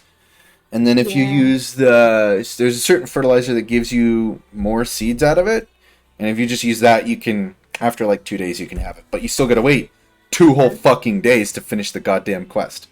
I know if I went back to play it, I think I did most of the story quests, or most of the side quests, because I was really enamored with the game. Mm-hmm. But I'd probably, if I was gonna redo it again, like if I was gonna start all the way from the beginning, I would do it for like a day where like maybe I'm gonna do like a 12-hour stream or something, because I feel like that would keep me busy and give me like more than enough like stuff to do, I guess. No, I get you. Have you ever thought about looking into picking up like a PlayStation 3 or 2 to try out Drakengard 3, 1 or 2? I always thought about it, but like in current situation, I can't afford it. But like, Fair enough. I do, at least wish that they would maybe port it over to the PC. But that's probably Yeah. never gonna happen. Your That's like best with bet would be Bloodborne 2. emulation. We're kind of, or Bloodborne 2, lol. Just Yeah. Bloodborne. Like, we're kind of like wishing on a hopeless star. Yeah. There's a higher chance of Bloodborne on PC than Drakengard. Yeah. I think what the problem with that is that it's a Japanese title, so like, it's gonna take a lot more effort, like, to do that, Yeah. because from what I know, like, they're kind of very... If it may not work, then they're like, nope, we can't do it. Like, Yeah. Because Drakengard 1 and 2 run you about $100 a pop. Because Drakengard Yeah. 1 kind of dipped after a little bit. But for a Yeah. while, you couldn't get Drakengard 1 without paying $300. But yeah. Drakengard 3, I think, is still reasonably priced. Probably somewhere around 20, 30, $40. Yeah, I found it before at like a GameStop. Like, it's not very common, I don't think, to just find them like out in the store, but like, I'm sure that there's like Amazon listings and whatnot for... You never buy Fair price. used games on Amazon. You go to eBay. Trust me. eBay is much better priced. Also, I think Eric's Fuji... Oh, it's back. That was really weird. He disappeared. Oh, weird. I misclicked and left the I was... I was like, for some reason, Discord isn't like letting me hear like when I join a call, it doesn't make the sound, and it doesn't. Oh.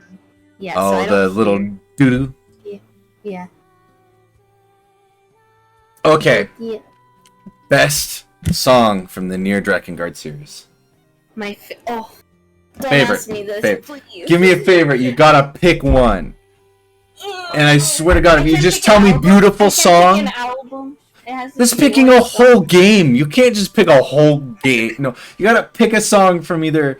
Here, pick a song from either Drakengard 3, NieR, or NieR Automata, because that's really where this is coming from. Oh, okay. Wait. So we're going from each game our favorite, or just out of the whole thing? All right, one from each game, one song from each game. Okay. Okay. That's fine. But if you say beautiful song from for NieR Automata, I'm gonna judge you. No. Everyone says beautiful song. You No, gotta I pick actually something don't other than listen to beautiful that song. one. I don't listen to that one. I'll tell you, my favorite one from NieR Automata is Simone's song. That is beautiful song. Or wait. What? Wait, I thought. Oh, fuck, yeah. Okay, well, call me that, because I That's think fine. That's for some fine. reason I mixed that with like Weight of the World in my brain. 'Cause that's the one I feel like everyone Really? likes. Weight of Yeah. the World, huh? Memories of Dust, I think, from NieR is my favorite. Yeah. Really? Memories from Dust. Okay, that's an interesting Memories of choice. Dust, yeah. What about Drakengard 3? Fuck. I'm not gonna be cliche and say the last song because everyone knows I love that song. It's But so good, if I have to pick another one, it has to be the Silence song, because people that cover it are just fucking insane. It's so good. Oh, yeah, that one's pretty good. So good. I feel Okay, like did you say one for Drakengard NieR? sound the same. Replicant / Gestalt? Whimsy? Oh yeah, I did. I said Memories of Dust, Oh, that's right. That's right. Okay. and I said Beautiful World for Automata. But if I Beautiful song. had to pick another one, let's see. I'm gonna look through the song titles because I can't be like, oh, it goes like dee dee doo, like, you know. The deets and doots. Insert that. What was that? Is this the SpongeBob? Can you play that song that goes dee dee doot doot doot deet? Yes. Yeah. That's me. Let's see. Oh, Spotify has the album playlist. Yeah, they do. Cool. Did they add Automata? Because last I checked, they'd only added Yeah, there's a NieR Automata original soundtrack. It is. I mean, it is like crack. Let's see. I think my favorite will be. out of everything would be Morning, like not like Good Morning, but like Morning, like Morning Oh, over yeah, Dark. yeah, yeah. That one. I love that one. So, for me, NieR Automata, it's Copied City, as I already went off about earlier. I Yeah. fucking love the Copied City soundtrack.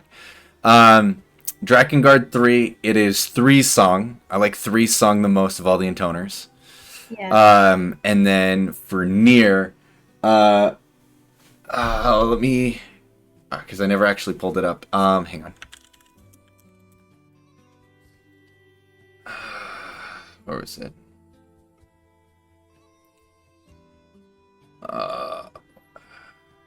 The hell was it called? Hang on. Which area is it in? Or It's the, I was talking about it earlier. It's the when the giant shadow attacks. Oh, like when he's young. is it Ashes of Dream? Cause that wait. Is it?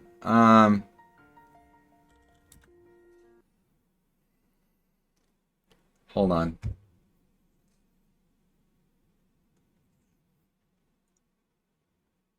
Dark Colossus destroys all. Colossus. Oh yeah. Yes. I think that's when he's young.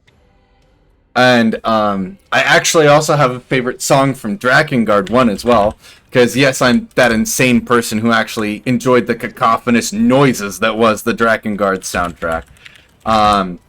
Even though the tracks don't have any interesting titles, it was Yeah. the first flying mission soundtrack, the chapter 1 in the sky. I can understand that though, because Something about it, my brain chemicals were like good. monkey like banging of pots and pans. Gimme. All right, Eric, your turn. I'm very basic, so for Automata, it's Weight of the World. Okay. No, Yes. Yes. join the other mainstream side. You didn't like what about amusement park? Oh, real quick, no one's talked about the amusement park song it plays. It's really good. It's really Yeah, that good. was- Really good. Okay, make sure we all at least agree that it was really good. Yes, definitely. For NieR, it's Ashes of Dreams. Oh, I It's between that and the New Mermaid song. oh really? Oh, I didn't expect okay. to say the Kaine song because It's everybody really loves that. good. It's really good. On vinyl, Really good. that song does something to my brain. Regarding Drakengard, I can't really say. I didn't play it enough to have a song from it. Ah, okay. Have you at least heard the intoner songs from Drakengard 3?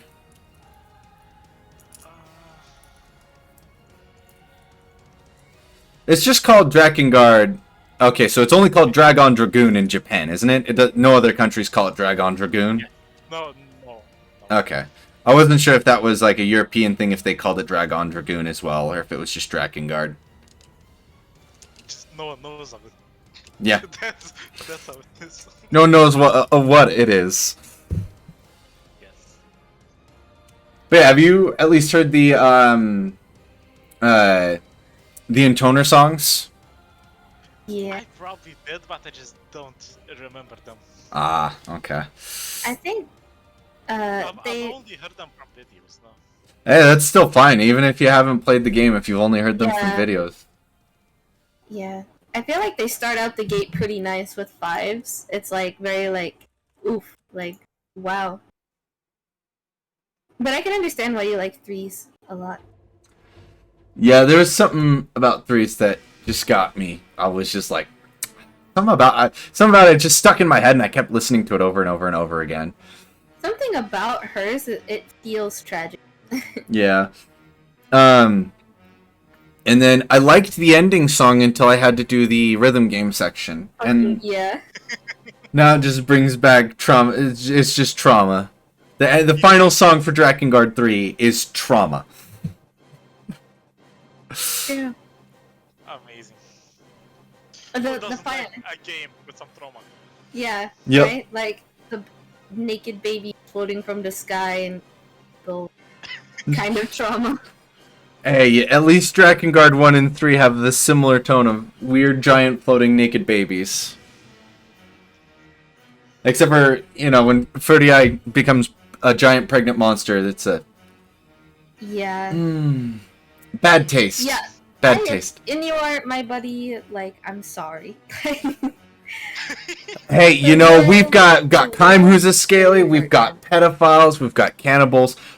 Inuart's a bit into vor, it's okay. He's he's just a little. Where's his heart on his sleeve?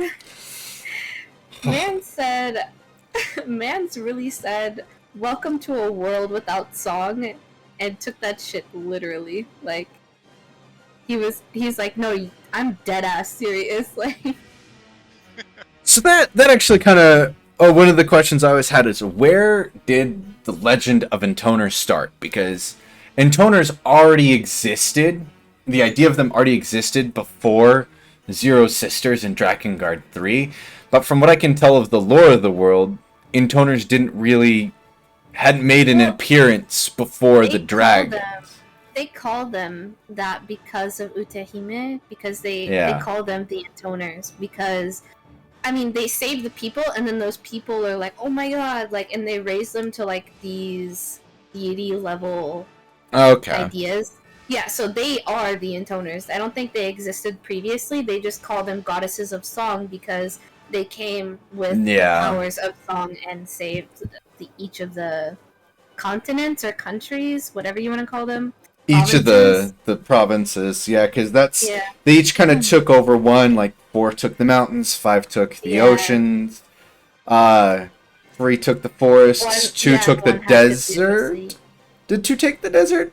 Yeah, 2 has the desert. Yeah, and then 1 took the cathedral city. One sided with the Choich. Yeah, which we know nothing about.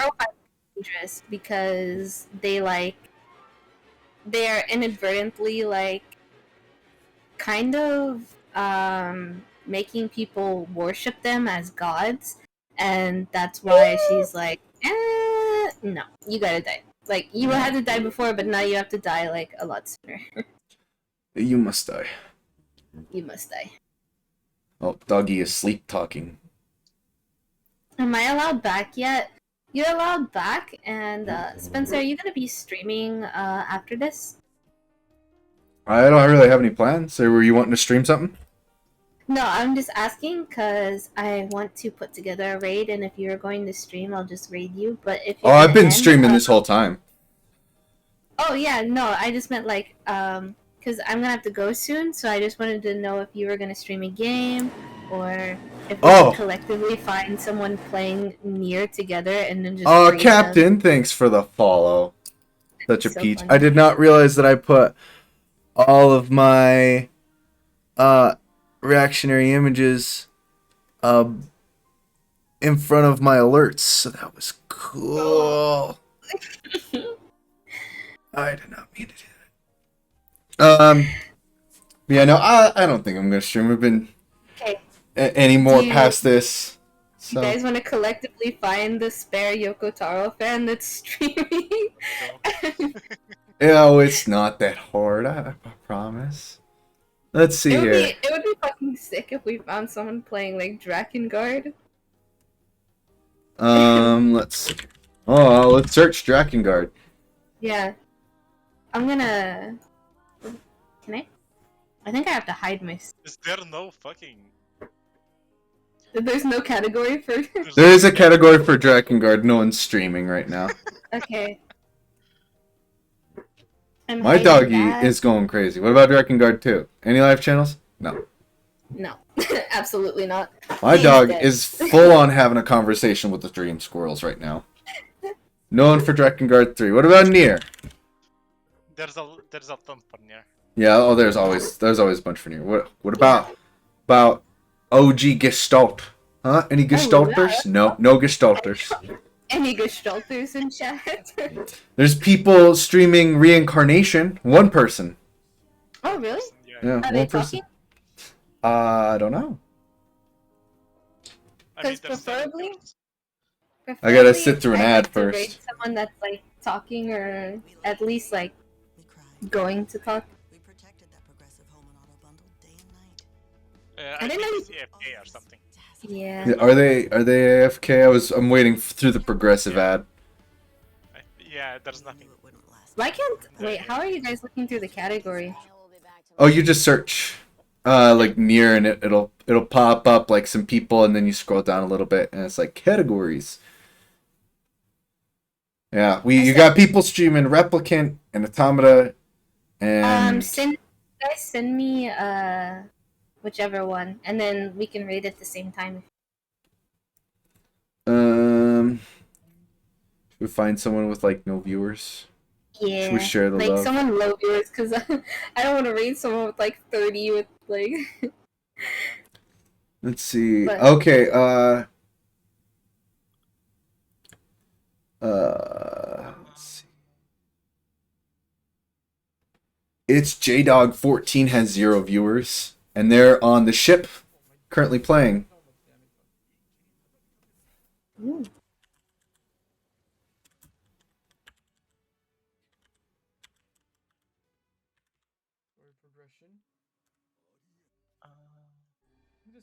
Yeah, they're talking. Okay. Yep, they're Do they talking. seem pretty chill?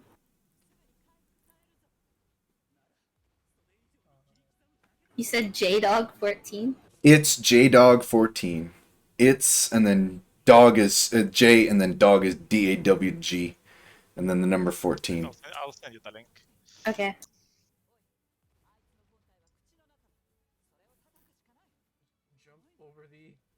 I like their title. Ending C is now a go. Got the fun. Let me know. I've got my raid set to raid, so let me know when you're ready. Okay. I'm going to put the thing in. Okay. That sounded really weird. Here we go. Okay, I put the thing in to raid. It's I'm going to do the raid. Okay, you want to do a count? Want to count me down? Or did you already Okay. click it? I didn't click it yet. No. Okay. So here's the countdown to message click in the that raid now. Okay. What's your raid? Oh, I'll just throw a bunch of meal heads. Yeah. Thank you guys for coming to the NieR podcast with Eric and Spencer, and thank you guys for coming and making it happen, Spencer. This No was what I problem. planned today. He literally stopped me when he came to visit with his with Ayala, and she was like, she had to do something real quick, and he's like, "Can we do the NieR podcast this Saturday after I'm back home?" And I'm like, "Yes, of course." Thank you for the raid. So, 3. Oh, are you ready? Yeah, Oh, already yeah. rated. I think my raid actually went through already. Oh it's shit. Okay. It's okay. Oops. It's okay. Let's go. Come on. Are you gonna not let me go in there?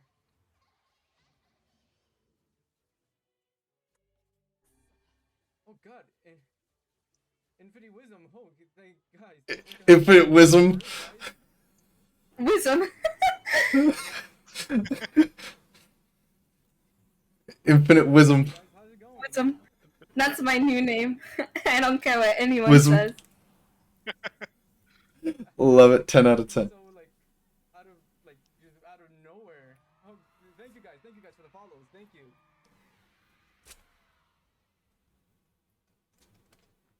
No, yeah, I'm just about to do I'm just trying to do the C ending right now.